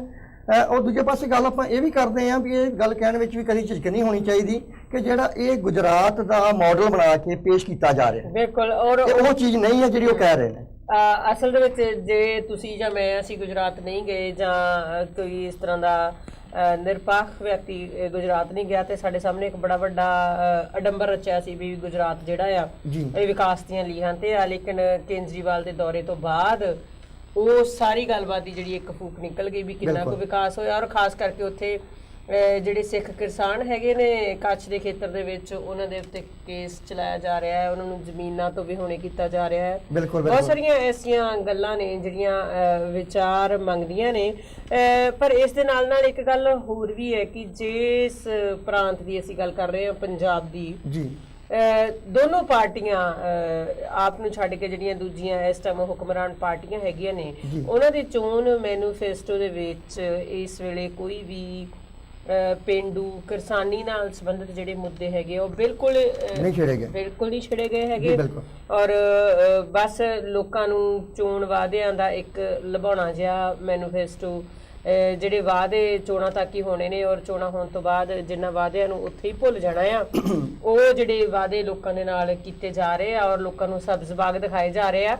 ਪਰ ਹੈਰਾਨੀ ਦੀ ਗੱਲ ਹੈ ਕਿ ਹਰ ਵਾਰੀ ਲੋਕਾਂ ਨੂੰ ਇਸ ਤਰ੍ਹਾਂ ਹੀ ਸਬਜ਼ ਬਾਗ ਦਿਖਾਏ ਜਾਂਦੇ ਆ ਔਰ ਲੋਕ ਜਿਹੜੇ ਨੇ ਉਹ 5 ਸਾਲ ਬਾਅਦ ਜਦੋਂ ਇਹ ਲੀਡਰ ਆਉਂਦੇ ਨੇ ਤੇ ਫਿਰ ਇਹਨਾਂ ਨੂੰ ਹੱਥਾਂ ਤੇ ਚੁੱਕ ਲੈਂਦੇ ਆ ਤੇ ਜਿਹੜੀ ਆਪਣੀ ਵੋਟ ਆ ਉਸ ਦਾ ਜਿਹੜੀ ਇਹਦਾ ਨਾਂ ਹੈਗਾ ਮਤਦਾਨ ਜੀ, ਬਿਲਕੁਲ, ਔਰ ਜਿਹੜੀ ਉਹ ਜਿਹਨੂੰ ਉਹਨਾਂ ਨੇ ਆਪਣੀ ਮਤ ਦੇ ਅਨੁਸਾਰ ਅੱਗੇ ਚੁਣ ਕੇ ਭੇਜਣਾ ਹੁੰਦਾ ਆ, ਉਹਦੀ ਸਹੀ ਵਰਤੋਂ ਨਹੀਂ ਕਰਦੇ। ਉਹ ਵੋਟ ਜਿਹੜੀ ਹੈ ਉਹ ਚਾਹੇ ਤੇ ਕਿਸੇ ਲੁਭਾਵਣੇ ਵਾਅਦੇ ਤੇ ਜਾਂ ਕੁਝ ਰੁਪਈਆਂ ਦੀ ਖਾਤਰ ਜਾਂ ਕਿਸੇ ਨਸ਼ੇ ਦੀ ਖਾਤਰ ਜਿਹੜੀ ਹੈ ਉਸ ਨੂੰ ਕੁਰਬਾਨ ਕਰ ਦਿੰਦੇ ਆ ਔਰ ਫਿਰ ਲੰਮਾ ਸਮਾਂ ਆਪਣੇ, ਮੈਨੂੰ ਨਹੀਂ ਲੱਗਦਾ ਕਿ ਉਹਨਾਂ ਨੂੰ ਆਪਣੇ ਕੀਤੇ ਤੇ ਅਫਸੋਸ ਵੀ ਹੁੰਦਾ ਹੋਏਗਾ ਇਸ ਗੱਲ ਤੇ। ਇਹ ਤੇ ਗੱਲ ਦੋ ਚੀਜ਼ਾਂ ਭੈਣ ਜੀ ਬਹੁਤ ਧਿਆਨ ਮੰਗਦੀਆਂ ਨੇ ਜੀ। ਇੱਕ ਤੇ ਚਲੋ ਆਪਾਂ ਅੱਜ ਤੋਂ 5-7 ਸਾਲ ਪਹਿਲਾਂ ਦੀ ਗੱਲ ਕਰ ਲਈਏ, ਲੇਕਿਨ ਇਹ ਜਿਹੜਾ ਦੌਰ ਤਕਰੀਬਨ 5-7 ਸਾਲ ਦਾ ਆਇਆ ਜੀ, ਇਹਦੇ ਵਿੱਚ ਜਿੰਨਾ ਮੀਡੀਆ ਵਿਕਸਿਤ ਹੋਇਆ, ਇਸ ਮੀਡੀਆ ਦਾ ਬਹੁਤ ਜ਼ਿਆਦਾ ਅਸਰ ਹੈ। ਬਿਲਕੁਲ, ਲੋਕਾਂ ਦੇ ਵਿੱਚ ਭਾਵੇਂ ਉਹ ਬਾਹਰ ਬੈਠੀ ਜਨਤਾ ਹੈ ਜਾਂ ਉਹ ਮਤਲਬ ਉੱਥੇ ਪਿੰਡਾਂ 'ਚ ਰਹਿਣ ਵਾਲੀ ਜਨਤਾ ਹੈ, ਹਰ ਪਰਿਵਾਰ ਦੇ ਵਿੱਚ ਕੋਈ ਨਾ ਕੋਈ ਨੌਕਰੀ ਵਾਲਾ ਬੰਦਾ, ਪੜ੍ਹਿਆ ਲਿਖਿਆ ਬੰਦਾ ਜਾਂ ਜੋ ਮੀਡੀਆ ਦੇ ਨਾਲ ਸੰਬੰਧ ਰੱਖਦਾ ਹੈ, ਅਖਬਾਰਾਂ ਪੜ੍ਹਦੇ ਜਾਂ ਖਬਰਾਂ ਸੁਣਦੇ ਆ, ਉਹਨਾਂ 'ਚ ਬਹੁਤ ਜਾਗਰੂਕਤਾ ਆਈ ਹੋਈ ਹੈ। ਪਰ ਕਈ ਵਾਰੀ ਇੱਦਾਂ ਵੀ ਹੈ, ਇਹਦੇ ਵਿੱਚ ਵੀ ਦੋ ਰਾਵਾਂ ਨਹੀਂ ਕਿ ਆਪਾਂ ਗੱਲ ਕਰ ਲਈਏ ਆਪਣੇ ਪੰਜਾਬ ਦੀ ਕਿ ਜਿਹੜਾ ਆਮ ਇਨਸਾਨ ਹੈ ਜਿਹੜੀ ਇਸ ਟਾਈਮ ਦੀ ਹੁਕਮਰਾਨ ਪਾਰਟੀ ਹੈ ਜੋ ਕਿ ਰੂਲ ਕਰ ਰਹੀ ਹੈ ਠੀਕ ਹੈ ਇਹਦੇ ਵਿੱਚੋਂ ਯਕੀਨ ਕਰੋ ਕਿ ਜੋ ਇੱਜ਼ਤਦਾਰ ਆਦਮੀ ਨੇ ਜੋ ਅਗਰ ਦੂਜੀ ਪਾਰਟੀ ਦੇ ਹੈ ਨੇ ਤੇ ਉਹ ਬਹੁਤ ਸੋਚ ਸਮਝ ਕੇ 10 ਵਾਰੀ ਗੱਲ ਕਰਦੇ ਨੇ ਕਿ ਇਹੋ ਹੀ ਜਿਹੜੀ ਹੁਕਮਰਾਨ ਪਾਰਟੀ ਹੈ ਇਹ ਕਿਤੇ ਮੇਰੇ ਤੇ ਸਮੈਕ ਦਾ ਮੁੱਦਾ ਬਣਾ ਕੇ ਮੇਰੇ ਤੇ ਕੇਸ ਨਾ ਪਾ ਦੇਵੇ ਔਰ ਕਈ ਇਹੋ ਜਿਹੇ ਪੱਖ ਆਪਣੇ ਸਾਹਮਣੇ ਵੀ ਆਉਂਦੇ ਨੇ ਕਿ ਵਾਕਿਆ ਬੰਦੇ ਇੱਥੋਂ ਤੇ ਉਹ ਛੁੱਟੀਆਂ ਕੱਟਣ ਵਾਸਤੇ ਪੰਜਾਬ ਜਾਂਦੇ ਨੇ ਲੇਕਿਨ ਉਹਨਾਂ ਤੇ ਜਾ ਕੇ ਸਮੈਕ ਪਾ ਕੇ ਉਹਨਾਂ ਦੀ ਜ਼ਮੀਨ ਹੜਪ ਲਈ ਜਾਂਦੀ ਹੈ ਉਹਨਾਂ ਨੂੰ ਜਿਹੜਾ ਪਰੇਸ਼ਾਨ ਕੀਤਾ ਜਾਂਦਾ ਹੈ ਇਹ ਦੇਖੋ ਇਹੋ ਜਿਹੀਆਂ ਚੀਜ਼ਾਂ ਜਿਹੜੀਆਂ ਨੇ ਇਹ ਕਿੰਨਾ ਚਿਰ ਅਸੀਂ ਬਰਦਾਸ਼ਤ ਕਰਾਂਗੇ ਇਹ ਕਿਤੇ ਨਾ ਕਿਤੇ ਦਾ ਜਿਹੜਾ ਬਦਲ ਹੋਣਾ ਜ਼ਰੂਰੀ ਇਸ ਕਰਕੇ ਜਿਹੜੀ ਪੂਰੇ ਇੰਡੀਆ ਦੀ ਜਨਤਾ ਹੈ ਉਹ ਇਹਨਾਂ ਦੋਨਾਂ ਪਾਰਟੀਆਂ ਤੋਂ ਜਾਂ ਤਿੰਨਾਂ ਪਾਰਟੀਆਂ ਜੋ ਵੀ ਆਪਾਂ ਕਹਿ ਰਹੀ ਹੁਕਮਰਾਨ ਆਮ ਕਰਦੀਆਂ ਆਈਆਂ ਨੇ ਇਹਨਾਂ ਤੋਂ ਬਹੁਤ ਜ਼ਿਆਦਾ ਕਹਿ ਲਈ ਕਿ ਤੰਗ ਨੇ ਬਹੁਤ ਜ਼ਿਆਦਾ ਦੁਖੀ ਨੇ ਤਾਂ ਇਹਦਾ ਜਿਹੜਾ ਜ਼ਰੂਰ ਇਹਦਾ ਬਦਲ ਚਾਹੁੰਦੀਆਂ ਨੇ ਠੀਕ ਹੈ ਬਾਕੀ ਆਪਾਂ ਗੱਲ ਕਰ ਲਈਏ ਪੰਜਾਬ ਦੀ ਪੰਜਾਬ ਦੀ ਨਹੀਂ ਪੂਰੇ ਹਿੰਦੁਸਤਾਨ ਦੀ ਇਹ ਜਿਹੜਾ ਹਿੰਦੁਸਤਾਨ ਦਾ ਢਾਂਚਾ ਹੈ ਲੀਡਰਸ਼ਿਪ ਮਾਫੀਆ ਔਰ ਜਿੰਨੇ ਸਰਕਾਰੀ ਅਦਾਰੇ ਨੇ ਇਹ ਜਿਹੜੀਆਂ ਦੀ ਤਕੋਨੀ ਟੱਕਰ ਹੈ ਇੱਕ ਦੂਸਰੇ ਨੂੰ ਵਿਚਾਰ ਰਿਹਾ ਹੈ ਜੇ ਪੁਲਿਸ ਜਿਹੜੀ ਹੈ ਉਹ ਮਾਫੀਆ ਨੂੰ ਫੜ ਰਹੀ ਹੈ ਤੇ ਜਿਹੜੇ ਲੀਡਰ ਨੇ ਉਹ ਫੋਨ ਕਰ ਰਹੇ ਨੇ ਜੇ ਉਹ ਮਤਲਬ ਛੱਡ ਰਹੇ ਨੇ ਜਿਹੜਾ ਮਾਫੀਆ ਵਾਲੇ ਉਹਨਾਂ ਨੂੰ ਪੈਸੇ ਦੇ ਰਹੇ ਲੀਡਰ ਇਹ ਜਿਹੜੀ ਤਕੋਣੀ ਟੱਕਰ ਬਣੀ ਹੋਈ ਹੈ ਜਿੰਨਾ ਚਿਰ ਇਹ ਪੂਰੇ ਜ਼ੋਰ ਨਾਲ ਜਿਹੜੀ ਪਬਲਿਕ ਹੈ ਇਹਨਾਂ ਦੀ ਤਕੋਣੀ ਟੱਕਰ ਦਾ ਕੋਈ ਬਦਲਾਅ ਨਹੀਂ ਕਰਦੀ ਉਹਨਾਂ ਚਿਰ ਮੈਂ ਸਮਝਦਾ ਕਿ ਸ਼ਾਇਦ ਇੰਡੀਆ ਦਾ ਛੇਤੀ ਬਦਲਾਅ ਹੋਣ ਵਾਲਾ ਕੁਝ ਨਹੀਂ ਹੈ ਕਿਉਂਕਿ ਜਦੋਂ ਵੋਟਾਂ ਦੀ ਲੋੜ ਹੁੰਦੀ ਹੈ ਵੋਟਾਂ ਦੀ ਰਾਜਨੀਤੀ ਕਰਨੀ ਹੈ ਉਦੋਂ ਇਹੋ ਜਿਹੇ ਮੁੱਦੇ ਮਤਲਬ ਪੇਸ਼ ਕੀਤੇ ਜਾਂਦੇ ਨੇ ਜਿਹਨਾਂ ਨੂੰ ਇਮੋਸ਼ਨਲ ਹੋ ਕੇ ਜਿਹੜੀ ਜਨਤਾ ਹੈ ਉਹਨਾਂ ਨੂੰ ਵੋਟ ਕਰ ਦਿੰਦੀ ਹੈ ਲੇਕਿਨ ਉਹ ਨਤੀਜੇ ਆਉਂਦਿਆਂ ਸਾਰ ਹੀ ਉਹ ਜਿਹੜੇ ਚੀਜ਼ਾਂ ਨੇ ਉਹ ਭੁੱਲ ਜਾਂਦੇ ਨੇ ਹੁਣ ਦੇਖੋ ਮਤਲਬ ਅੱਜ ਕੱਲ੍ਹ ਦੀ ਸ਼ਾਇਦ ਗੱਲ ਹੈ ਮੈਂ ਨਾਂ ਲੈਣ ਤੋਂ ਵੀ ਗਰੇਜ ਨਹੀਂ ਕਰਾਂਗਾ ਕਿ ਬਿਕਰਮਜੀਤ ਸਿੰਘ ਮਜੀਠੀਆ ਜਿਨ੍ਹਾਂ ਨੇ ਕੱਲ੍ਹ ਦਾ ਬਿਆਨ ਦਿੱਤਾ ਹੈ ਕਿ ਦੇਸ਼ ਸੇਵਾ ਵਰਮੋਹ ਇਹੋ ਸੁਭ ਕਰਮਨ ਤੇ ਕੋ ਨਾ ਕਰੋ ਹਾਂਜੀ ਉਸ ਸ਼ਬਦ ਨੂੰ ਤਰੋੜ ਮਰੋੜ ਕੇ ਪੇਸ਼ ਕੀਤਾ ਹੈ ਅਗਰ ਜਿਹੜਾ ਇੱਕ ਸਰਦਾਰ ਹੁੰਦਾ ਜਿਹਦੇ ਦਸਤਾਰ ਰੱਖੀ ਹੈ ਕਿ ਉਹਨੂੰ ਆਪਣੇ ਗੁਰੂ ਦੇ ਸਿਧਾਂਤਾਂ ਦਾ ਇੰਨਾ ਵੀ ਪਤਾ ਨਹੀਂ ਹੈ ਬਿਲਕੁਲ ਕਿ ਮਤਲਬ ਕੁਛ ਨਾ ਕੁਛ ਮੈਂ ਆਪਣੀ ਜਿਹੜੀ ਪਬਲਿਕ ਹੈ ਜਾਂ ਆਪਣਾ ਸਿੱਖ ਧਰਮ ਹੈ ਜਿਹਦਾ ਮਤਲਬ ਇਹਨਾਂ ਸਮਝਿਆ ਪਹਿਲੀ ਗੱਲ ਤੇ ਭੈਣ ਜੀ ਮੈਂ ਇਹ ਜ਼ਰੂਰ ਗੱਲ ਕਹਾਂਗਾ ਕਿ ਲੀਡਰ ਦਾ ਕਦੀ ਕੋਈ ਧਰਮ ਹੋਇਆ ਹੀ ਨਹੀਂ ਇੱਥੇ ਧਰਮ ਦੀ ਗੱਲ ਤੇ ਮੈਂ ਗੱਲ ਕਰਦੀ ਹਾਂ ਕਿ ਲੀਡਰ ਦਾ ਧਰਮ ਨਹੀਂ ਹੁੰਦਾ ਲੇਕਿਨ ਜਦੋਂ ਚੋਣਾਂ ਦਾ ਸਮਾਂ ਆਉਂਦਾ ਹੈ ਇਹ ਵੇਲਾ ਵੀ ਵੇਖ ਲਓ ਤੇ ਪਿਛਲੇ ਵੇਲੇ ਵੀ ਭਾਵੇਂ ਵੀ ਵਿਚਾਰ ਲਈਏ ਧਰਮ ਹੀ ਇੱਕ ਇਹੋ ਜਿਹੀ ਚੀਜ਼ ਆ ਜਿਹਨੂੰ ਆਧਾਰ ਬਣਾ ਕੇ ਲੋਕ ਭਾਵਨਾਵਾਂ ਨੂੰ ਭੜਕਾ ਕੇ ਜਿਹੜਾ ਇੱਕ ਲੀਡਰ ਆ ਉਹ ਲੋਕਾਂ ਤੋਂ ਵੋਟ ਕਢਾਉਂਦਾ ਹੈ ਜਿੱਦਾਂ ਤੁਸੀਂ ਦੇਖ ਲਓ ਰਾਮ ਮੰਦਿਰ ਦਾ ਮੁੱਦਾ ਬੜੀ ਦੇਰ ਦਾ ਸੁੱਤਾ ਪਿਆ ਸੀਗਾ ਮੋਦੀ ਦੇ ਆਉਣ ਦੇ ਨਾਲ ਬੀਜੇਪੀ ਨੇ ਉਸ ਗੱਲ ਨੂੰ ਹੁਲਾਰਾ ਦਿੱਤਾ ਕਿ ਅਸੀਂ ਰਾਮ ਮੰਦਿਰ ਨੂੰ ਫਿਰ ਤੋਂ ਉਸਾਰਾਂਗੇ ਜਾਂ ਬਣਾਵਾਂਗੇ ਜਾਂ ਇਸ ਨੂੰ ਮੁੱਖ ਮੁੱਦਾ ਰੱਖਾਂਗੇ ਉਸ ਦੇ ਨਾਲ ਜੇ ਅਸੀਂ ਦੇਖ ਲਈਏ ਆਪਣਾ ਸਿੱਖਾਂ ਦੇ ਵਿੱਚ ਆਪਣੀ ਕਾਂਗਰਸ ਪਾਰਟੀ ਜਾਂ ਕੋਈ ਹੋਰ ਪਾਰਟੀਆਂ ਜਿਹੜੀਆਂ ਆ ਉਹ ਵੀ ਕੋਈ ਤਾਂ 84 ਦੇ ਕਤਲੇਆਮ ਨੂੰ ਹੁਣ ਉਠਾ ਰਹੀ ਹੈ ਔਰ ਕੋਈ ਜਿਹੜਾ ਹੈ ਉਹ ਹਰਮੰਦਰ ਸਾਹਿਬ ਤੇ ਹੋਏ ਹਮਲੇ ਨੂੰ ਉਸ ਦਾ ਜ਼ਿਕਰ ਕਰ ਰਿਹਾ ਹੈਗਾ ਸੋ ਕਹਿਣ ਦਾ ਭਾਵ ਹੈ ਕਿ ਧਰਮ ਨੂੰ ਆਧਾਰ ਬਣਾ ਕੇ ਜਿਹੜੇ ਲੋਕ ਭਾਵਨਾਵਾਂ ਨੂੰ ਭੜਕਾਇਆ ਜਾ ਰਿਹਾ ਆ ਔਰ ਲੋਕੀ ਭਾਰਤ ਦੇ ਲੋਕੀ ਪੰਜਾਬ ਦੇ ਲੋਕੀ ਧਰਮ ਦੇ ਨਾਂ ਤੇ ਇਸ ਧਰਮ ਦੀ ਜਿਹੜੀ ਰਾਜਨੀਤੀ ਜਿਹਨੂੰ ਧਰਮ ਦੇ ਵਿੱਚ ਲਿਆ ਕੇ ਇੱਕ ਗੰਦੀ ਤੇ ਸੌੜੀ ਸਿਆਸਤ ਦਾ ਦਰਜਾ ਦੇ ਦਿੱਤਾ ਹੈ ਉਹਦੇ 'ਚ ਹਮੇਸ਼ਾ ਹੀ ਮਤਲਬ ਆ ਜਾਂਦੇ ਆ ਹਰ ਵਾਰੀ ਆ ਜਾਂਦੇ ਆ ਲੇਕਿਨ ਜਦੋਂ ਉਹਨਾਂ ਦਾ ਆਪਣਾ ਚੋਣਾਂ ਦਾ ਮਸਲਾ ਜਿਹੜਾ ਹੱਲ ਹੋ ਜਾਂਦਾ ਆ ਵੋਟਾਂ ਮਿਲ ਜਾਂਦੀਆਂ ਆ ਤੇ ਫਿਰ ਮਤਲਬ ਭਾਵੇਂ ਉਹ ਲੋਕ ਭਾਵਨਾਵਾਂ ਨੂੰ ਭੜਕਾ ਕੇ ਕਿਤੇ ਦੰਗੇ ਕਰਵਾ ਦੇਣ ਕਿਤੇ ਕਤਲੇਆਮ ਕਰਾ ਦੇਣ ਇਹ ਤਾਂ ਕਰਾ ਸਕਦੇ ਆ ਲੇਕਿਨ ਕੋਈ ਵੀ ਜਿਹੜਾ ਨੇਤਾ ਆ ਜੇ ਅਸੀਂ ਦੇਖੀਏ ਕਿ ਉਹ ਅੰਦਰੋਂ ਧਰਮ ਤੇ ਧਾਰਮਿਕਤਾ ਨਾਲ ਕਿੰਨਾ ਕੁ ਜੁੜਿਆ ਆ ਉਹ ਲੋਕਾਂ ਦੇ ਸਾਹਮਣੇ ਅੱਜ ਦੱਸਣ ਦੀ ਬਹੁਤੀ ਲੋੜ ਨਹੀਂ ਨਾ ਦੇਖੋ ਕਈ ਵਾਰੀ ਭੈਣ ਜੀ ਮਤਲਬ ਸ਼ਾਇਦ ਹੋ ਸਕਦਾ ਹੈ ਕਿ ਮੈਂ ਜੋ ਗੱਲ ਕਹਿ ਰਿਹਾ ਵਾਂ ਸਾਰੇ ਜਿਹੜੇ ਸਰੋਤੇ ਨੇ ਦਰਸ਼ਕ ਨੇ ਇਹ ਮੇਰੇ ਨਾਲ ਸਹਿਮਤ ਨਾ ਹੋਣ ਪਰ ਆਪਾਂ ਲੰਮੇ ਟਾਈਮ ਤੋਂ ਇੱਥੇ ਰਹਿੰਦੇ ਆ ਦੇਖਦੇ ਆ ਕਿ ਜੋ ਇੱਥੇ ਵੀ ਇਲੈਕਸ਼ਨ ਹੁੰਦੀ ਪਰ ਕਦੀ ਜਿਹੜੇ 2 ਮਹੀਨੇ ਤੋਂ ਜਿਵੇਂ ਇੰਡੀਆ ਦੇ ਵਿੱਚ ਪੂਰੇ 'ਚ ਭਾਜਣਾ ਪਈਆਂ ਆਈਆਂ ਨੇ ਇੰਨੀਆਂ ਗੱਡੀਆਂ ਇੰਨੀ ਪੁਲਿਸ ਇੰਨਾ ਫੜ ਲੋ ਤੜ ਲੋ ਹੋ ਰਹੀ ਹੈ ਇਹਨਾਂ ਰਵਾ ਰੱਪਾ ਪੈ ਰਿਹਾ ਕਿ ਇਹ ਸਾਰਾ ਤਰੀਕਾ ਦਾ ਸਿਸਟਮ ਕਾਰ ਇਹ ਠੀਕ ਹੈ ਇਹਦਾ ਕੋਈ ਹੱਲ ਨਹੀਂ ਹੈ ਇਹਦਾ ਜ਼ਰੂਰ ਹੱਲ ਹੋਣਾ ਚਾਹੀਦਾ ਜਿਹੜਾ ਬੰਦਾ ਆਪਣੇ ਮਤਦਾਨ ਦੀ ਵਰਤੋਂ ਕਰਦਾ ਹੈ ਲੋ ਜੀ ਲੈਣੇ ਜੇ ਕਾਲ ਤੇ ਉਹਨਾਂ ਦੇ ਸੁਣਦੇ ਆ ਜੀ ਵਿਚਾਰ hello media Punjab TV hello disconnect ਹੋ ਗਈ ਹੈ ਜੀ ਦੁਬਾਰਾ ਤੋਂ ਕਾਲ ਕਰਨ ਦਾ ਯਤਨ ਕਰਨਾ ਸਾਨੂੰ ਆਵਾਜ਼ ਤੁਹਾਡੀ ਨਹੀਂ ਸੁਣੀ ਤੇ ਸਾਨੂੰ ਇਹ ਵੀ ਦੱਸਣਾ ਕਿ ਸਾਡੀ ਆਵਾਜ਼ ਤੁਹਾਨੂੰ ਸੁਣ ਰਹੀ ਸੀ ਕਿ ਨਹੀਂ ਦੁਬਾਰਾ ਤੋਂ ਪਲੀਜ਼ ਕਾਲ ਕਰੋ ਤਾਂ ਜੋ ਤੁਹਾਡੇ ਨਾਲ ਜਿਹੜੀ ਗੱਲਬਾਤ ਕੀਤੀ ਜਾਏ। ਤੇ ਲੈਂਦੇ ਆ ਫਿਰ ਤੋਂ call. Hello media Punjab TV. हाँ जी दीदी गुरदीप जी सत श्री अकाल ते घुमन साहब तुहानू भी प्यार भरी सत श्री अकाल। ਸਤਿ ਸ੍ਰੀ ਅਕਾਲ ਜੀ ਕੇਸ਼ਵ ਜੀ ਪ੍ਰੋਗਰਾਮ ਦੇ ਵਿੱਚ ਤੁਹਾਨੂੰ ਨਿੱਘੀ ਜੀ ਆਇਆਂ ਜੀ।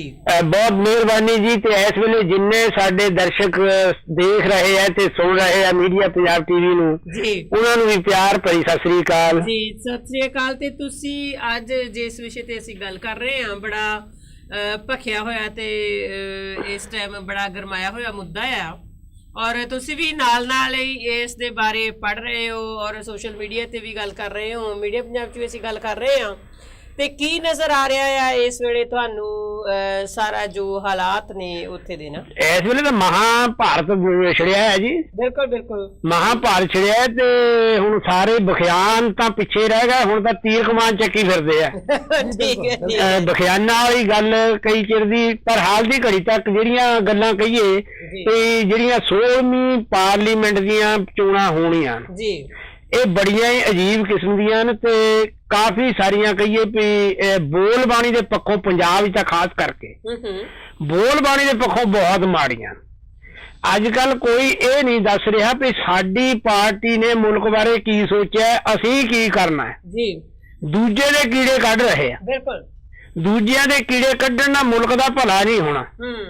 ਇੱਕੋ ਹੀ ਗੱਲ ਲੈ ਲਈਏ ਤੇ ਪੰਜਾਬ 'ਚ ਇੱਕ ਰੌਲਾ ਪਾਇਆ ਜਾ ਰਿਹਾ ਵੀ ਵਿਕਾਸ ਦਾ ਮਾਰਗ ਅਸੀਂ ਅਪਣਾਉਣਾ ਹੈ ਗੁਜਰਾਤ ਵਾਲਾ। ਗੁਜਰਾਤ ਸਿਰ ਪੰਜਾਬ ਨਾਲੋਂ ਵੀ ਵੱਧ ਕਰਜ਼ਾ ਹੈ। ਜਿਨ੍ਹਾਂ ਨੂੰ ਨਹੀਂ ਪਤਾ ਉਹਨਾਂ ਨੂੰ ਇਹ ਸੁਣ ਲੈਣਾ ਚਾਹੀਦਾ ਹੈ। ਗੁਜਰਾਤ ਸਿਰ ਪੰਜਾਬ ਨਾਲੋਂ ਵੱਧ ਕਰਜ਼ਾ, ਮਤਲਬ ਵਿਕਾਸ ਇੱਧਰ ਨੂੰ ਕਰਨਾ ਵੀ ਕਰਜ਼ਾ ਪੰਜਾਬ ਸਿਰ ਹੋਰ ਵਧਾਉਣਾ। ਠੀਕ ਹੈ। ਦੂਜੀ ਗੱਲ ਵੀ ਜਿਹੜੇ ਮੋਦੀ ਸਾਹਿਬ ਇਸ ਵੇਲੇ ਪ੍ਰਧਾਨ ਮੰਤਰੀ ਪਦ ਦੇ ਉਮੀਦਵਾਰ ਨੇ ਉਹ ਵੀ ਕੋਈ ਚੰਗੀ ਸੋਚ ਦੇ ਮਾਲਕ ਨਹੀਂ। ਬਾਹਰੋਂ ਤੇ ਅੰਦਰੋਂ ਹਰ ਪਾਸਿਓਂ ਜਿਹੜੇ ਸੈਕੂਲਰ ਲੋਕ ਹੈ, ਜਿਹੜੇ ਇਨਸਾਫ ਪਸੰਦ ਲੋਕ ਆ, ਉਹ ਕੋਈ ਇਹਨੂੰ ਚੰਗਾ ਨਹੀਂ ਸਮਝ ਰਹੇ। ਤੇ ਅੱਜੇ ਹੀ ਮੈਨੂੰ ਨਾ ਇੱਕ ਇੱਥੋਂ ਇੰਗਲੈਂਡ ਤੋਂ ਖਬਰ ਆਈ ਹੈ ਕਿ ਉੱਥੇ ਬਹੁਤ ਸਾਰੀਆਂ ਯੂਨੀਵਰਸਿਟੀਆਂ ਦੇ ਜਿਹੜੇ ਇੰਟੈਲੈਕਚੁਅਲ ਆ ਉਹ ਜੁੜੇ ਤੇ ਉਹਨਾਂ ਨੇ ਮੋਦੀ ਨੂੰ ਇੰਡੀਆ ਦੀ ਡੈਮੋਕ੍ਰੇਸੀ ਲਈ ਇੱਕ ਥ੍ਰੈਟ ਦੱਸਿਆ।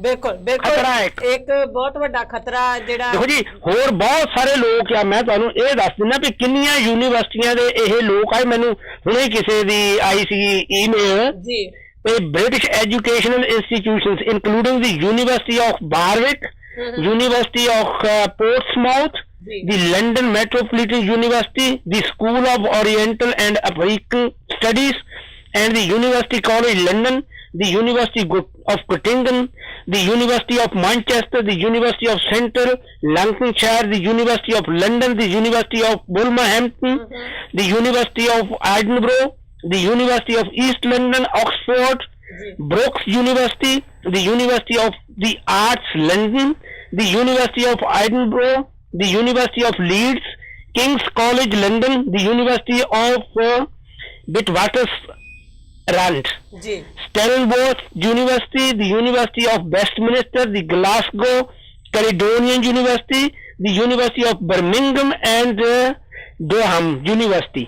ਇਹ ਸਾਰੀਆਂ ਯੂਨੀਵਰਸਿਟੀਆਂ ਦੇ ਜਿੰਨੇ ਏਸ਼ੀਅਨ ਇੰਟੈਲੈਕਚੁਅਲ ਆ ਉਹਨਾਂ ਨੇ ਇਕੱਠੇ ਹੋ ਕੇ ਇਹ ਫੈਸਲਾ ਕੀਤਾ ਕਿ ਮੋਦੀ ਜਿਹਨੇ 2002 ਚ ਹੋਏ ਜਿਹੜੇ ਉੱਥੇ ਕਰਵਾਏ ਗਏ ਜਾਂ ਹੋਏ ਦੰਗੇ ਆ, ਜਿਹੜੇ ਉਹਨਾਂ ਚ ਮਰੇ ਲੋਕ ਆ, ਉਹਨਾਂ ਬਾਰੇ ਅੱਜ ਤੱਕ ਮਾਫੀ ਨਹੀਂ ਮੰਗੀ। ਹੁਣ ਵੀ ਉਹਨੇ ਕਿਹਾ ਕਿ ਮੈਨੂੰ ਮਰ ਜਾਣਾ ਮਨਜ਼ੂਰ ਹੈ, ਮਾਫੀ ਨਹੀਂ ਮੰਗਣੀ।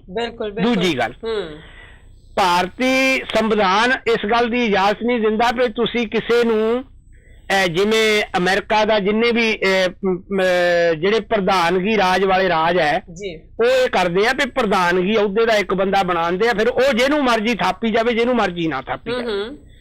ਭਾਰਤੀ ਸੰਵਿਧਾਨ ਕਹਿੰਦਾ ਹੈ ਜਿਹੜਾ ਸਾਡਾ ਚੋਣਾਂ ਦਾ ਹੈਗਾ ਸਿਸਟਮ ਵੀ ਜਿਹੜੇ ਚੁਣੇ ਹੋਏ ਪਾਰਲੀਮੈਂਟ ਮੈਂਬਰ ਆ ਉਹ ਚੁਣ ਕੇ ਆਪਣਾ ਪ੍ਰਧਾਨ ਆਣਗੇ ਤੇ ਫਿਰ ਉਹ ਆਪਣਾ ਇੱਕ ਪ੍ਰਧਾਨ ਮੰਤਰੀ ਬਣਾਉਣਗੇ। ਬਿਲਕੁਲ। ਪਰ ਭਾਰਤੀ ਜਨਤਾ ਪਾਰਟੀ ਨੂੰ ਏਡੀ ਕਾਹਲੀ ਹੈ ਕਿਉਂਕਿ ਇੱਕ ਗੱਲ ਕਹੀ ਜਾ ਰਹੀ ਹੈ, ਮੈਂ ਇਹ ਪਰਸੋਂ ਚੌਥੇ ਫੇਸਬੁੱਕ ਤੇ ਵੀ ਪਾਈ ਸੀਗੀ, ਮੋਦੀ ਆਮ ਕਹਿ ਰਿਹਾ ਤੇ ਬਾਕੀ ਦੇ ਹੋਰ ਵੀ ਭਾਰਤੀ ਜਨਤਾ ਪਾਰਟੀ ਵਾਲੇ ਜੀ ਤੇ ਜੀ ਜਿਹੜੀ ਕਾਂਗਰਸ ਦੀ ਸਰਕਾਰ ਸੀਗੀ ਇਹ ਬਾਹਰੋਂ ਪਿੱਛੇੋਂ ਰਿਮੋਟ ਕੰਟਰੋਲ ਨਾਲ ਚਲਾਈ ਜਾਂਦੀ ਸੀਗੀ। ਰਿਮੋਟ ਕੰਟਰੋਲ ਉਹ ਪਾਰਟੀ ਦੀ ਪ੍ਰਧਾਨ ਨੂੰ ਸੱਦਦੇ ਆ ਜੀ। ਹੁਣ ਕਿਹੜੀ ਪਾਰਟੀ ਐਸੀ ਹੈ ਜਿਹੜੀ ਪਾਰਟੀ ਪ੍ਰਧਾਨ ਦੀ ਮਰਜ਼ੀ ਤੋਂ ਬਿਨਾਂ ਚੱਲੇਗੀ? ਦੂਜੀ ਗੱਲ ਕਾਂਗਰਸ ਦੀ ਜੇ ਇਹਨੂੰ ਸੱਚ ਵੀ ਜਾਣ ਲਈਏ ਵੀ ਚਲੋ ਜੀ ਰਿਮੋਟ ਕੰਟਰੋਲ ਨਾਲ ਚੱਲਦੀ ਸੀ ਜੀ, ਕਾਂਗਰਸ ਦੀ ਸਰਕਾਰ ਤਾਂ ਚੱਲਦੀ ਸੀ ਇੱਕ ਰਿਮੋਟ ਕੰਟਰੋਲ ਨਾਲ।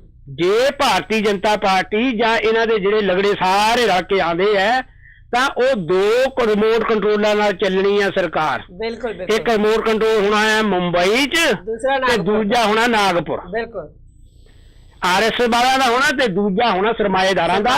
ਉਹ ਸਿਰਫ ਇੱਕ ਦੋ ਘਰਾਣੇ ਨਹੀਂ, ਬਹੁਤ ਸਾਰੇ ਘਰਾਣੇ ਆ। ਬਿਲਕੁਲ ਨਹੀਂ ਤਾਂ ਚਾਹ ਵਾਲਾ ਬੰਦਾ ਕਰੋੜਾਂ ਖਰਚੀ ਜਾ ਰਿਹਾ।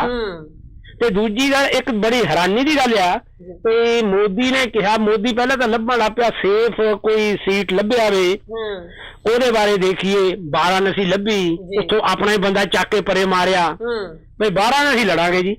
ਉਧਰੋਂ ਫਿਰ ਦੂਜੇ ਪਾਸੇ ਵੀ ਆ ਗਏ ਬਈ ਚਲੋ ਜੀ ਲੜਦੇ ਆ। ਫਿਰ ਕਹਿੰਦਾ ਵੀ ਤੂੰ ਲੜ ਲਾ ਮੈਂ ਚੱਲਿਆ ਜੀ। ਉਹ ਉੱਥੋਂ ਦਾ ਨੱਠ ਗਿਆ, ਦੂਜੇ ਤਾਂ ਪਰਚੇ ਭਰ ਲੈ। ਹੁਣ ਇੱਕ ਪਹਿਲੀ ਗੱਲ ਇਹ ਸਾਡੀ, ਮੈਨੂੰ ਨਹੀਂ ਪਤਾ ਵੀ 2 ਤੋਂ ਵੱਧ ਵੀ ਥਾਵਾਂ ਤੇ ਪੇਪਰ ਭਰੇ ਜਾ ਸਕਦੇ ਕਿ ਨਹੀਂ। ਪਹਿਲੀ ਗੱਲ ਵੀ ਜਿਸ ਬੰਦੇ ਨੂੰ ਇੰਨਾ ਯਕੀਨ ਹੈ ਮੈਂ ਲੋਕਾਂ ਲਈ ਕੰਮ ਕੀਤਾ, ਲੋਕ ਮੈਨੂੰ ਵੋਟ ਪਾਣਗੇ, ਉਹਦੇ ਲਈ ਇੱਕ ਸੀਟ ਕਾਫੀ ਹੈ। ਜੇ 2 ਸੀਟਾਂ ਤੇ ਉਹ ਖੜਦਾ, ਜਿਹੜੀ ਸੀਟ ਜੇ ਦੋਹਾਂ ਥਾਂ ਤੋਂ ਜਿੱਤ ਜਾਂਦਾ, ਦੂਜੀ ਵਾਰੀ ਫੇਰ ਲੋਕਾਂ ਤੇ ਭਾਰ ਪਏਗਾ, ਮੁਲਕ ਤੇ ਭਾਰ ਪਏਗਾ, ਲੋਕਾਂ ਨੂੰ ਮਤਲਬ ਬੋਧਹੀਨ ਹੋਏਗੀ। ਮੁੱਦੇ ਨਹੀਂ ਦੱਸੇ ਜਾ ਰਹੇ ਵੀ ਅਸੀਂ ਕਰਨਾ ਕੀ ਹੈ। ਹੁਣ ਇਹਨਾਂ ਦੇ ਮੁੱਦੇ ਜਿੱਦਾਂ ਦੇ ਆ, ਕੋਈ ਭਾਰਤੀ ਜਨਤਾ ਪਾਰਟੀ 'ਚ ਉੱਠ ਕੇ ਕਹਿੰਦਾ ਵੀ ਜਿਹਨੇ ਮੋਦੀ ਨੂੰ ਵੋਟ ਨਹੀਂ ਪਾਣੀ ਉਹ ਪਾਕਿਸਤਾਨ ਚਲੇ ਜਾਣ। ਪਾਕਿਸਤਾਨ ਉਹਨਾਂ ਦੇ ਨਾਨਕੇ ਆ, ਉਹਨਾਂ ਦਾ ਮੁਲਕ ਆਪਣਾ ਹੈ ਭਾਈ। ਇਦਾਂ ਦੇ ਲੋਕਾਂ ਦੇ ਬੂਥੇ ਬੰਦ ਹੋਣੇ ਚਾਹੀਦੇ ਆ। ਦੂਜੀ ਗੱਲ ਵੀ ਗੁਜਰਾਤ ਦੇ ਅੰਦਰ ਹੀ ਤੋਗੜੀਆ ਗਿਆ ਜਿਹੜਾ ਹਿੰਦੂ ਮਹਾਸਭਾ ਦਾ, ਹਿੰਦੂ ਪਰਿਸ਼ਦ ਦਾ ਕਿਹਾ ਹੈ ਪ੍ਰਧਾਨ ਜਿਹਾ, ਉਹਨੇ ਕਿਹਾ ਵੀ ਹਿੰਦੂ ਆਬਾਦੀ 'ਚ ਮੁਸਲਮਾਨ ਨੂੰ ਕਿਸੇ ਨੂੰ ਘਰ ਨਹੀਂ ਲੈਣ ਦੇਣਾ। ਅਸੀਂ ਕਹਿੰਦੇ ਆ ਸਰਬ ਸਾਂਝੀ ਵਾਲਤਾ, ਸਰਬੱਤ ਦਾ ਭਲਾ। ਉਹ ਕਹਿੰਦਾ ਵੀ ਅਸੀਂ ਇਹਨਾਂ ਨੂੰ ਮਿਲ ਕੇ ਨਹੀਂ ਰਹਿਣ ਦੇਣਾ। ਇਹ ਜਿਹੜੇ ਮੁੱਦੇ ਉਠਾਏ ਜਾ ਰਹੇ ਆ। ਦੂਜੀ ਗੱਲ ਵੀ ਮੋਦੀ ਆਉਂਦਾ ਜੀ, ਪੰਜਾਬ ਦੇ ਅਕਾਲੀ ਭਾਈ ਉਹਨਾਂ ਦੇ ਨਾਲ ਹੈ। ਉਹ ਇੱਕ ਗੱਲ ਤਾਂ ਕਰਦੇ ਆ ਵੀ ਵਿਕਾਸ ਉਦਾਂ ਦਾ ਕਰਨਾ ਹੈ, ਪਰ ਗੁਜਰਾਤ ਤਾਂ ਨਸ਼ਾ ਫਰੀ ਇਹ ਹੈਗਾ ਸੂਬਾ। ਇਸ ਗੱਲ ਬਾਰੇ ਗੱਲ ਨਹੀਂ ਕਰਦੇ ਉਹ। ਤੇ ਅਸੀਂ ਆਪਣੇ ਪੰਜਾਬ ਨੂੰ ਨਸ਼ਾ ਮੁਕਤ ਕਰਨਾ ਜੇ ਵਿਕਾਸ ਹੀ ਕਰਨਾ ਗੁਜਰਾਤ ਦੇ ਪੱਧਰ ਤੇ ਪਹਿਲਾਂ ਇੱਥੋਂ ਹੀ ਸ਼ੁਰੂ ਕਰ ਲਓ। ਦੂਜੀ ਗੱਲ ਵੀ ਪੰਜਾਬ 'ਚ ਗੁਜਰਾਤ ਦੇ ਅੰਦਰ 70-80 ਹਜ਼ਾਰ ਪੰਜਾਬੀ ਕਿਸਾਨ ਬੈਠੇ ਆ ਜਿਨ੍ਹਾਂ ਨੂੰ ਲਿਜਾ ਕੇ ਗੁਜਰਾਤ ਨੂੰ ਹਰਾ ਭਰਾ ਕੀਤਾ ਗਿਆ। ਲਾਲ ਬਹਾਦਰ ਸ਼ਾਸਤਰੀ ਨੇ ਉਹ ਵਸਾਏ ਆ। ਤੇ ਜਦੋਂ ਹਰਾ ਭਰਾ ਹੋ ਗਿਆ, ਮੋਦੀ ਉਹਨਾਂ ਨੂੰ ਕੱਢਣੇ ਚਾਹੁੰਦਾ, ਇਹਨਾਂ ਨੂੰ ਬਾਹਰਲੇ ਸਮਝ ਕੇ। ਇੱਕ ਮੈਨੂੰ ਇਹ ਨਹੀਂ ਗੱਲ ਸਮਝ ਲੱਗਦੀ, ਮੇਰੇ ਖਿਆਲ ਮੇਰੇ ਵਰਗੇ ਹੋਰ ਵੀ ਬਹੁਤ ਸਾਰੇ ਹੋਣਗੇ ਜਿਨ੍ਹਾਂ ਨੂੰ ਇਹ ਨਹੀਂ ਸਮਝ ਲੱਗਦੀ ਤੇ ਬੰਦਾ ਆਪਣੇ ਮੁਲਕ 'ਚ ਬਾਹਰ ਨਾ ਕਿਵੇਂ ਹੋਇਆ। ਕਿਸੇ ਸੂਬੇ 'ਚ ਵਸੇ, ਉਹ ਹਿੰਦੁਸਤਾਨ ਦਾ ਨਾਗਰਿਕ ਹੈ, ਹਿੰਦੁਸਤਾਨ ਦੀ ਧਰਤੀ ਤੇ ਰਹਿ ਰਿਹਾ ਹੈ, ਹਿੰਦੁਸਤਾਨ ਲਈ ਅੰਨ ਪੈਦਾ ਕਰ ਰਿਹਾ, ਉਹਨਾਂ ਭੁੱਖਿਆਂ ਦੇ ਮੂੰਹ 'ਚ ਪਾ ਰਿਹਾ, ਤੇ ਉਸ ਬੰਦੇ ਨੂੰ ਉੱਥੋਂ ਕੱਢਣਾ। ਫੇਰ ਉਹਨਾਂ ਨੂੰ ਉਜਾੜਨ ਦੀ ਗੱਲ ਹੋਈ, ਕਿਸਾਨਾਂ ਨੇ ਕੇਸ ਕਰਤਾ ਰਲ ਕੇ, ਉਹ ਜਿੱਤ ਗਏ। ਤੇ ਇਸ ਵੇਲੇ ਵੀ ਮੋਦੀ ਦੀ ਸਰਕਾਰ ਵੱਲੋਂ ਕਿਸਾਨਾਂ ਦੇ, ਪੰਜਾਬੀ ਜਾਂ ਹੋਰ ਜਿਹੜੇ ਵੀ ਕਿਸਾਨ ਉੱਥੇ ਹੈਗੇ ਆ, ਉਹਨਾਂ ਦੇ ਖਿਲਾਫ ਜਿਹੜਾ ਕੇਸ ਚੱਲਦਾ ਹੈ ਸੁਪਰੀਮ ਕੋਰਟ 'ਚ ਵੀ ਇਹਨਾਂ ਨੂੰ ਇੱਥੋਂ ਉਜਾੜਿਆ ਜਾਵੇ। ਇਹ ਮੋਦੀ ਸਰਕਾਰ ਵੱਲੋਂ ਹੈ। ਚੋਣਾਂ ਦੇ ਦਰਮਿਆਨ ਵੀ ਨਾ ਅਕਾਲੀਆਂ ਨੇ ਕਿਹਾ ਉਹਨੂੰ ਵੀ ਕੇਸ ਵਾਪਸ ਲੈ, ਨਾ ਉਹਨੇ ਆਪ ਸੋਚਿਆ ਵੀ ਕੇਸ ਵਾਪਸ ਲੈਣਾ ਹੈ। ਤੇ ਜੇ ਵਾਅਦੇ ਕਰਦੇ ਨੇ ਵਾਅਦੇ ਇਹਨਾਂ ਦੇ, ਤੁਸੀਂ ਮੈਨੀਫੈਸਟੋ 3-4 ਪੁਰਾਣੇ ਪੜ੍ਹ ਲਾ ਜਾਂ ਹੁਣ ਵਾਲੇ। ਅਕਾਲੀਆਂ ਦਾ ਤਾਂ ਛੇਤੀ ਮੁੱਕ ਜਾਂਦਾ ਨਾ ਕੰਮ। ਤੇ ਪਿਛਲੀ ਵਾਰੀ ਵੀ ਆਪਣੇ ਲੁਧਿਆਣੇ 'ਚ ਮੈਟਰੋ ਚਲਾਣੀ ਸੀਗੀ, ਐਤਕੀ ਫੇਰ। ਤੇ ਦੂਜੀ ਗੱਲ, ਜੇ ਤੁਸੀਂ ਉਹਨਾਂ ਦਾ ਆਪਣਾ ਪੜ੍ਹਦੇ ਆ ਚੋਣ ਮਨੋਰਥ ਪੱਤਰ, ਉਹਦੇ 'ਚ ਨਹੀਂ ਇਹ ਕਿਹਾ ਵੀ ਜਿਹੜੇ ਅਸੀਂ ਵਾਅਦੇ ਸੀਗੇ ਉਹ ਤਾਂ ਛੇਤੀ ਪੂਰੇ ਕਰ, ਉਹ ਵੀ ਬਹੁਤ ਸਾਰੇ ਕਰਦੇ ਜਿਹੜੇ ਅਸੀਂ ਗਾਂਹ ਕੰਮ ਕਰਨੇ ਸੀਗੇ। ਕਿਉਂਕਿ ਲੁਧਿਆਣੇ 'ਚ ਇੱਕ ਬੀਬੀ ਪਾਥੀਆਂ ਲਈ ਬੈਠੀ ਹੈ, ਇੱਕ ਪਾਥੀ 5 ਰੁਪਏ ਦੀ। ਹੁਣ ਸਾਰੀ ਇਹਨਾਂ ਦੇ ਬਹਿਦਿਆਂ 'ਚ ਉਹ ਚੱਲਣੀ ਆ ਜਿਹੜੇ ਅੱਜ ਕੱਲ ਥਰਮਲ ਪਲਾਂਟ ਲੱਗ ਰਹੇ ਆ। ਇਹਨਾਂ ਥਰਮਲ ਪਲਾਂਟਾਂ ਨੂੰ ਚਲਾਉਣ ਲਈ ਬੜਾ ਕੁਝ ਚਾਹੀਦਾ। ਦੂਜੀ ਗੱਲ, ਜਿਹੜੇ ਖਤਰੇ ਨੇ, ਅਸੀਂ ਇੱਥੇ ਖਤਰੇ ਮਹਿਸੂਸ ਕਰਦੇ ਹਾਂ, ਪੰਜਾਬ ਦੇ ਲੋਕ ਖਤਰੇ ਮਹਿਸੂਸ ਨਹੀਂ ਕਰਦੇ। ਸਾਡੇ ਵਾਤਾਵਰਨ ਨੂੰ ਉਹਨੇ ਕਿੰਨਾ ਖਰਾਬ ਕਰਨਾ ਹੈ। ਸਾਡੇ ਵਾਤਾਵਰਨ ਖਰਾਬ ਹੋਊਗਾ, ਹਵਾ ਖਰਾਬ ਹੋਊਗੀ, ਪਾਣੀ ਖਰਾਬ ਹੋਊਗਾ। ਹਵਾ ਤੇ ਪਾਣੀ ਦੋ ਹੀ ਚੀਜ਼ਾਂ ਐਸੀਆਂ ਨੇ ਜਿਹੜੀਆਂ ਸਾਡੀ ਜ਼ਿੰਦਗੀ ਲਈ ਸਭ ਤੋਂ ਜ਼ਰੂਰੀ ਨੇ, ਪਰ ਇਹ ਹੋਣੀਆਂ ਨਹੀਂ ਕਿਉਂਕਿ ਇਹਨਾਂ ਨੇ ਤਾਂ ਹੇਰਾ ਫੇਰੀ ਨਾਲ। ਹੁਣ ਇੱਕੋ ਗੱਲ ਕਹੀ ਜਾ ਰਹੀ ਪੰਜਾਬ ਦੇ ਅੰਦਰ, ਜੇ ਮੋਦੀ ਪ੍ਰਧਾਨ ਮੰਤਰੀ ਬਣ ਗਿਆ, ਬਣਨਾ ਜੀ ਬਣਨਾ, ਪ੍ਰਧਾਨ ਮੰਤਰੀ ਬਣ ਕੇ ਸਾਰਾ ਖਜ਼ਾਨਾ ਪੰਜਾਬ ਨੂੰ ਖੋਲਣਾ।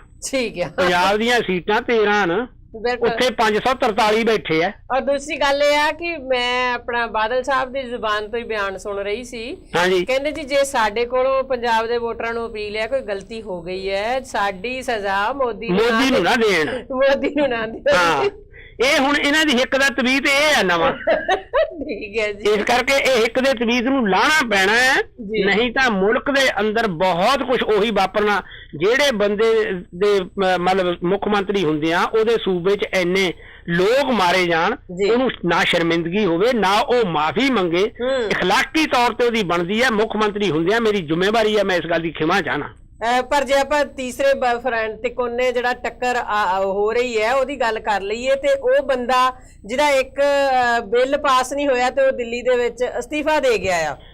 ਦੇਖੋ ਕੱਲਾ ਉਹੀ ਨਹੀਂ, ਸਾਡੇ ਬੜੇ ਬੜੇ ਜਿਹੜੇ ਬੰਦੇ ਆ ਹਿੰਦੁਸਤਾਨ ਦੇ ਅੰਦਰ, ਅਮ੍ਰਿਤਿਆ ਸੈਨ ਵਰਗਾ ਜਿਹੜਾ ਨੋਬਲ ਪ੍ਰਾਈਜ਼ ਜਿੱਤਿਆ ਬੰਦਾ ਆ, ਜਾਂ ਮਹੇਸ਼ ਭੱਟ ਵਰਗਾ ਜਿਹੜਾ ਸਮਾਜ ਦੀਆਂ ਚੰਗੀਆਂ ਫਿਲਮਾਂ ਬਣਾਉਣ ਵਾਲਾ, ਇਹਨਾਂ ਦੋਹਾਂ ਨੇ ਕਹਿਤਾ ਵੀ ਕੋਈ ਜਿਹੜਾ ਮੋਦੀ ਹੈ ਉਹ ਕੋਈ ਬਹੁਤਾ ਚੰਗਾ ਪ੍ਰਧਾਨ ਮੰਤਰੀ ਨਹੀਂ ਹੋਣਾ, ਚੰਗਾ ਪ੍ਰਧਾਨ ਮੰਤਰੀ ਨਹੀਂ ਹੋਣਾ।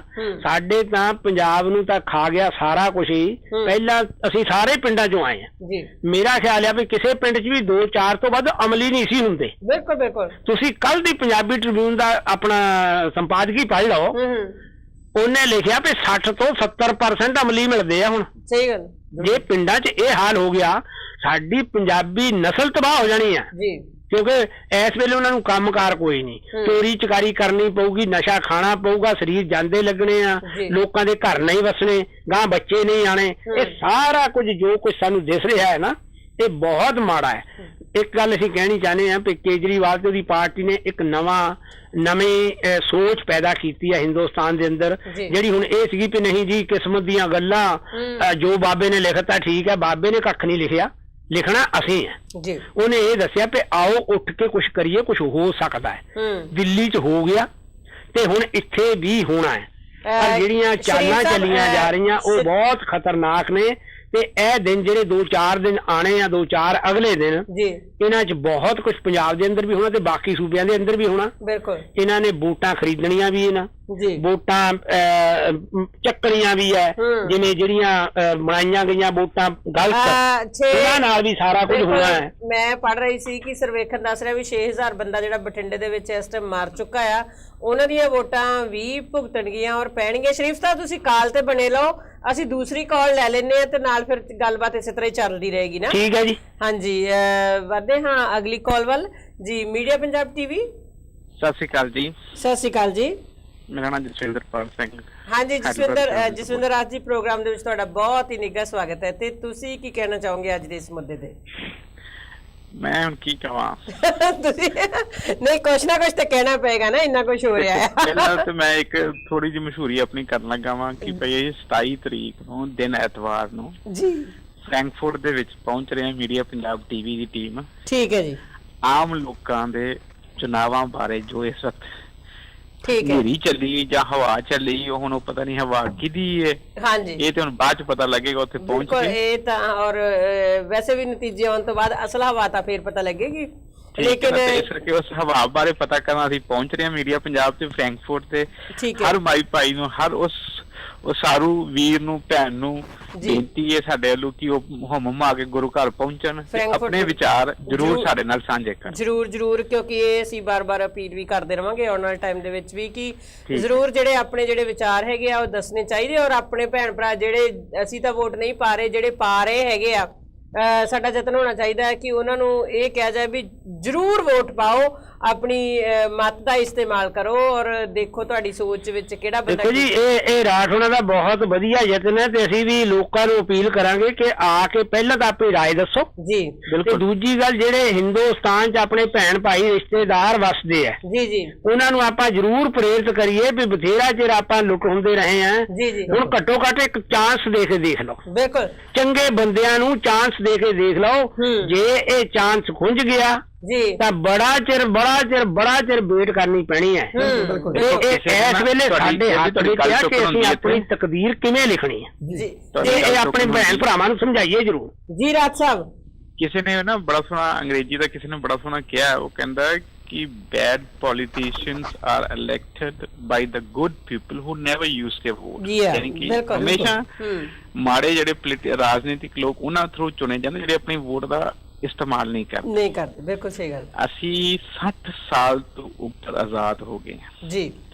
ਅਸੀਂ ਅੱਜ ਵੀ ਨਾਰਾ ਕੀ ਦਿੰਨੇ ਪਏ ਆ, ਅਸੀਂ ਤੁਹਾਨੂੰ ਰੁਪਏ ਦਾ ਆਟਾ ਤੇ 2 ਰੁਪਏ ਦੀ ਦਾਲ ਦਾ। ਬਿਲਕੁਲ ਦੇਖੋ ਮੰਗਤੇ ਬਣਾ ਰਹੇ ਮੰਗਤੇ। ਬਿਲਕੁਲ ਅਸੀਂ ਇਹ ਨਹੀਂ ਕਹਿੰਦੇ ਕਿ ਮੈਂ ਤੁਹਾਨੂੰ ਨੌਕਰੀ ਦਾਂਗਾ ਤਾਂ ਕਿ ਤੁਸੀਂ ਇੱਕ ਨੌਕਰੀ ਦੇ ਇਸ ਦੇ ਵਿੱਚ 4 ਬੰਦਿਆਂ ਨੂੰ ਹੋਰਾਂ ਨੂੰ ਵੀ ਤੁਸੀਂ ਮਤਲਬ ਪੇਟ ਭਰ ਸਕੋ ਨਾ। ਮੈਂ ਤੁਹਾਨੂੰ ਰੋਟੀ ਦਾਂਗਾ, ਆਟਾ ਦਾਂਗਾ, ਮੈਂ 2 ਰੁਪਏ ਦੀ ਦਾਲ ਦਾਂਗਾ। ਉਹ ਪਿੱਛੇ ਕਿ ਮੈਂ ਸੁਖਬੀਰ ਬਾਦਲ ਦਾ ਬਿਆਨ ਪੜ੍ਹਦਾ ਪਿਆ ਸੀ ਜੀ, ਉਹ ਕਹਿੰਦਾ ਮੋਦੀ ਪ੍ਰਧਾਨ ਮੰਤਰੀ ਬਣ ਗਿਆ ਤੇ ਪੈਸੇ ਆਪਣੇ ਹੋ ਜਾਣੇ। ਮੈਂ ਕਹਿੰਦਾ 2 ਟਰੱਕ ਪੈਸਿਆਂ ਦੇ ਭਰ ਕੇ ਬਠਿੰਡੇ ਵੱਲ ਨੂੰ ਤੋਰ ਦੋ ਜੀ।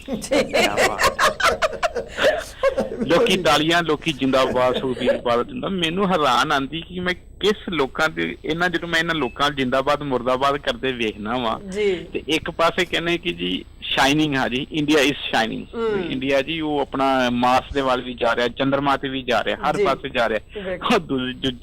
ਦੂਜੇ ਪਾਸੇ ਅਸੀਂ ਇਵੇਂ ਦੀਆਂ ਗੱਲਾਂ ਤੇ ਜਿੰਦਾਬਾਦ ਮੁਰਦਾਬਾਦ। ਰਾਜ ਸਾਹਿਬ ਤੁਸੀਂ ਇੱਥੇ ਦੀ ਪੋਲਿਟਿਕਸ ਵੀ ਦੇਖਦੇ ਹੋ, ਤੁਸੀਂ ਇੱਥੇ ਵੀ ਪੋਲੀਟੀਕਲ ਪਾਰਟੀਆਂ ਨਾਲ ਅਸੀਂ ਇੱਥੇ ਤੁਸੀਂ ਹਿਸਾਬ ਲਓ ਨਾ 25 ਮਈ ਦੀਆਂ ਵੋਟਾਂ ਆ ਰਹੀਆਂ ਨੇ, ਠੀਕ ਹੈ ਜੀ। ਮਤਲਬ ਹਰ ਪਾਸੋਂ ਮੈਨੂੰ ਖੁਦ ਆਪਣੇ ਇੱਥੇ ਦੀ ਪੋਲੀਟੀਕਲ ਪਾਰਟੀ ਦੇ ਵਿੱਚ ਕੰਮ ਕਰਦਿਆਂ ਨੂੰ 15 ਸਾਲ ਹੋ ਗਏ। ਬਿਲਕੁਲ ਹੈ ਅਸੀਂ ਹਰ ਚੀਜ਼ ਦੇਖਣ। ਮੈਨੂੰ ਹੈਰਾਨਗੀ ਇਸ ਗੱਲ ਦੀ ਆਂਦੀ ਹੈ ਕਿ ਉੱਥੇ ਦੇ ਲੋਕ ਕੀ ਸੋਚਦੇ ਨੇ, ਕੀ ਸੋਚ। ਮੈਂ ਇੱਕ ਵਾਰੀ ਪਿੱਛੇ ਵੀ ਇੱਕ ਗੱਲ ਕੀਤੀ ਸੀ, ਮੈਂ ਕਿਹਾ ਸੀ ਕਿ ਦੇਖੋ ਅਸੀਂ ਅੱਜ ਦਿਨ ਮਨਾਉਂਦੇ ਆ, ਦਿਹਾੜ ਮਨਾਉਂਦੇ ਆ, ਸ਼ਹੀਦ ਭਗਤ ਸਿੰਘ ਜੀ ਦਾ ਜਨਮ ਦਿਨ ਵੀ ਮਨਾਉਂਦੇ ਆ ਜੀ, ਠੀਕ ਹੈ, ਉਹਦਾ ਸ਼ਹੀਦੀ ਪੁਰਬ ਵੀ ਮਨਾਉਂਦੇ ਤਾਂ ਕਿ ਉਹ ਕੁਝ ਕੰਮ ਕਰਕੇ ਗਏ ਨੇ, ਅਸੀਂ ਉਹਨਾਂ ਦੇ ਦਿਨ ਮਨਾਉਂਦੇ ਆ। ਉਹ ਭਲੇ ਲੋਕੋ ਅਸੀਂ ਕੀ ਕਰਕੇ ਚੱਲੇ ਆ ਕਿ ਤਾਂ ਕਿ ਕੱਲ ਨੂੰ ਅਸੀਂ ਜਾਣੇ ਇਸ ਦੁਨੀਆ ਨੂੰ ਛੱਡ ਕੇ ਤੇ ਸਾਡੀ ਆਉਣ ਵਾਲੀ ਪੀੜ੍ਹੀ ਸਾਨੂੰ ਕੀ ਸੋਚ ਕੇ ਯਾਦ ਕਰੇਗੀ। ਬਿਲਕੁਲ ਅਸੀਂ ਕਿਹੜਾ ਸਮਾਜ ਜਾਂ ਕੀ ਇੱਕ ਵਾਤਾਵਰਨ ਦੇ ਕੇ ਚੱਲੇ ਆ ਅਸੀਂ ਉਹਨਾਂ। ਜੀ ਦੇਖੋ ਜੀ ਮੈਂ ਤੁਹਾਡੀ ਗੱਲ ਹੱਡੀ ਕਰਦਾ ਆ। ਦੇਖੋ ਤੁਸੀਂ ਵੋਟ ਦੇਖੋ ਉੱਥੇ ਇੱਕ ਆਦਮੀ ਅਗਰ ਸਾਡੇ ਇਸ ਵਕਤ ਟੀਵੀ ਤੇ ਕੋਈ ਵੀ ਕਾਲਰ ਆ ਕੇ ਕਹਿੰਦਾ ਕਿ ਮੇਰਾ ਹਿੰਦੁਸਤਾਨ ਜਾਂ ਪੰਜਾਬ ਦੇ ਵਿੱਚ ਕੰਮ ਬਿਨਾਂ ਪੈਸੇ ਦਿੱਤੇ ਜਾਂ ਬਿਨਾਂ ਕਿਸੇ ਦੀ ਸਿਫਾਰਿਸ਼ ਪਾਈ ਹੋ ਗਿਆ ਹੋਵੇ ਤੇ ਮੈਨੂੰ ਬੜੀ ਹੈਰਾਨਗੀ ਹੋਵੇਗੀ। ਮਤਲਬ ਸੰਭਵ ਹੀ ਨਹੀਂ ਇਦਾਂ ਦੀ ਗੱਲ ਹੈ ਨਾ, ਠੀਕ ਹੈ। ਦੇਖੋ ਉੱਥੇ ਤੇ ਚਲਦੀ ਉਹਦੀ ਜਿੱਦਾਂ ਕੋਈ ਜਾਣਕਾਰੀ ਜਾਂ ਕੋਈ ਪੈਸੇ ਵਾਲਾ ਆਦਮੀ, ਆਮ ਆਦਮੀ ਦੀ ਉੱਥੇ ਕੋਈ ਵੈਲਿਊ ਨਹੀਂ ਹੈ। ਦੇਖੋ ਜੀ ਗੱਲ ਇਹ ਵਿਚਾਰੇ ਨੂੰ ਬਿਜਲੀ ਦਾ ਬਿੱਲ ਤੇ ਕਦੀ ਗੰਡੇ ਮਹਿੰਗੇ ਹੋ ਜਾਂਦੇ ਤੇ ਕਦੀ ਟਮਾਟਰ ਮਹਿੰਗੇ ਹੋ ਜਾਂਦੇ। ਸਹੀ ਗੱਲ ਸਾਡੇ ਬੀਜੇਪੀ ਉਹ ਤੇ ਇਹਨਾਂ ਚ ਤੇ ਕਦੀ ਉਹਨੂੰ ਮਿਲਾਵਟੀ ਦੁੱਧ ਮਿਲਦਾ ਤੇ ਕਦੀ ਉਹਨੂੰ ਮਿਲਾਵਟੀ ਮਠਾਈਆਂ ਮਿਲਦੀਆਂ ਨੇ ਵਿਚਾਰੇ। ਦੇਖੋ ਬਿਲਕੁਲ ਜੀ, ਠੀਕ ਹੈ। ਉਹ ਤਾਂ ਇਹਨਾਂ ਚੀਜ਼ਾਂ 'ਚ ਹੀ ਬੜਿਆ। ਔਰ ਨਸ਼ਾ ਪਿੱਛੇ ਕੱਲ ਇੱਕ ਸਰਦਾਰ ਨੇ ਕਿਹਾ, ਬੀਬੀ ਗੁਲਸ਼ਨ ਨੂੰ ਕਿਹਾ, ਕਹਿੰਦਾ ਜੀ ਬਾਦਲ ਦੇ ਸਟੇਡੀਅਮ ਤੋਂ ਸਟੇਡੀਅਮ ਬਣਾਈ ਜਾਂਦਾ ਪਿਆ ਵੇ ਤੇ ਵਿੱਚ ਜਦੋਂ ਮੁੰਡੇ ਵਿੱਚ ਖੇਡਣ ਵਾਲੇ ਕੋਈ ਨਹੀਂ ਹੋਣਗੇ ਤੇ ਕਿੱਥੋਂ ਲਿਆਓਗੇ। ਬਜ਼ੁਰਗ ਨੇ ਬੜੀਆਂ ਖਰੀਆਂ ਸੁਣਾਈਆਂ ਤੇ ਬੀਬੀ ਗੁਲਸ਼ਨ ਕਹਿੰਦੀ ਵੀ ਸਾਨੂੰ ਤਾਂ ਨਹੀਂ ਪਤਾ ਸੈਂਟਰ ਵੱਲੋਂ ਆ ਰਿਹਾ ਨਸ਼ਾ। ਦੇਖੋ ਔਰ ਮੈਨੂੰ ਹੈਰਾਨ ਕਿ ਮੈਂ ਉਹਨਾਂ ਲੋਕਾਂ ਜਦੋਂ ਵੇਖਣਾ ਨਾ ਪੰਜਾਬ ਦੇ, ਮੈਂ ਜਿੰਨੇ ਵੀ ਮੇਰੀਆਂ ਇਸ ਵਕਤ ਗੱਲਾਂ ਹੁੰਦੀਆਂ ਪਈਆਂ ਸਾਰੇ ਪਾਸੇ, ਉਹ ਸਾਰਿਆਂ ਨਾਲ ਮੈਂ ਹੈਰਾਨ ਹੋਣਾ ਕਿ ਤੁਸੀਂ ਕੀ ਸੋਚ ਕੇ ਕਰਦੇ ਪਏ ਹੋ, ਤੁਸੀਂ ਕਿੱਦਾਂ ਮਤਲਬ ਵੀ ਦੇਖੋ ਕੁਛ ਨਾ ਕੁਛ ਦੇਖੋ। ਇੱਕ ਲੋਕੀ ਉੱਥੇ ਨਾਰਾ ਦਿੰਦੇ ਜੀ 49 ਦਿਨ 49 ਡੇਜ਼ ਉਹਨੇ ਕੀਤੀ, ਚੀਫ ਮਿਨਿਸਟਰ ਛੱਡ ਕੇ ਭੱਜ ਗਿਆ। ਮੈਂ ਕਿਹਾ ਵਾਜਪਾਈ 14 ਦਿਨ ਤੇ ਰਿਹਾ ਸੀ ਨਾ, ਉਹ ਵੀ ਤੇ ਛੱਡ ਕੇ ਭੱਜਿਆ ਹੀ ਸੀ। ਉਦੋਂ ਕਿਉਂ ਨਹੀਂ ਕੋਈ ਰੌਲਾ ਪਾਉਂਦਾ ਪਿਆ? ਅੱਜ ਕਹਿੰਦੇ ਜੀ 84 ਦੇ ਜੀ ਜਦੋਂ ਕੋਈ ਹਾਰੇਗਾ 84 6 ਸਾਲ ਪਿੱਛੇ ਵੀ ਤਾਂ ਐਨਡੀਏ ਦੀ ਸਰਕਾਰ ਰਹੀ ਸੀ ਨਾ, ਵਾਜਪਾਈ ਪ੍ਰਧਾਨ ਮੰਤਰੀ ਰਿਹਾ ਸੀ, ਉਦੋਂ ਕਿਉਂ ਨਹੀਂ ਬਾਦਲ ਸਾਹਿਬ ਬੋਲੇ? ਕੋਈ ਵੀ ਨਹੀਂ ਬੋਲਿਆ। ਕਿੱਥੇ ਗਏ ਨੇ ਪੰਜਾਬ ਦੇ ਮੁੱਦੇ? 84 ਦੇ ਦਿੱਤੇ ਇਹਨਾਂ ਨੇ ਆਪਣੇ ਰਾਜ ਸਾਹਿਬ।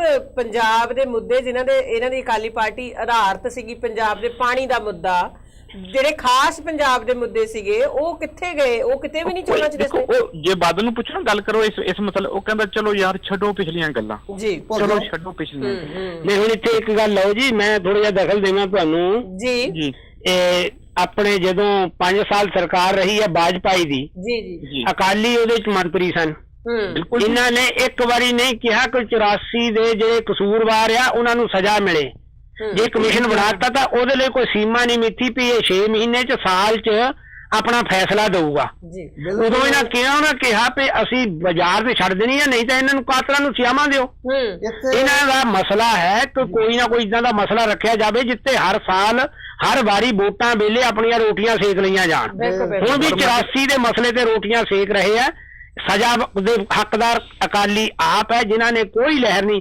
ਅੱਜ ਤਾਈਂ ਮੈਨੂੰ ਇੱਕ ਦੱਸ ਦੇਵੇ ਕੋਈ ਵੀ ਬੰਦਾ, ਮੈਂ ਬੜੇ ਬੰਦਿਆਂ ਨੂੰ ਪੁੱਛਿਆ ਦਿੱਲੀ 'ਚ ਕਿੰਨੇ ਲੋਕ ਕਤਲ ਕੀਤੇ ਗਏ ਸਨ। ਹਰਮੰਦਰ ਸਾਹਿਬ ਦੇ ਵੇਲੇ ਕਿੰਨੇ ਲੋਕ ਕਤਲ ਕੀਤੇ ਗਏ ਆ, ਕਿਸੇ ਕੋਲ ਹੈ ਗਿਣਤੀ?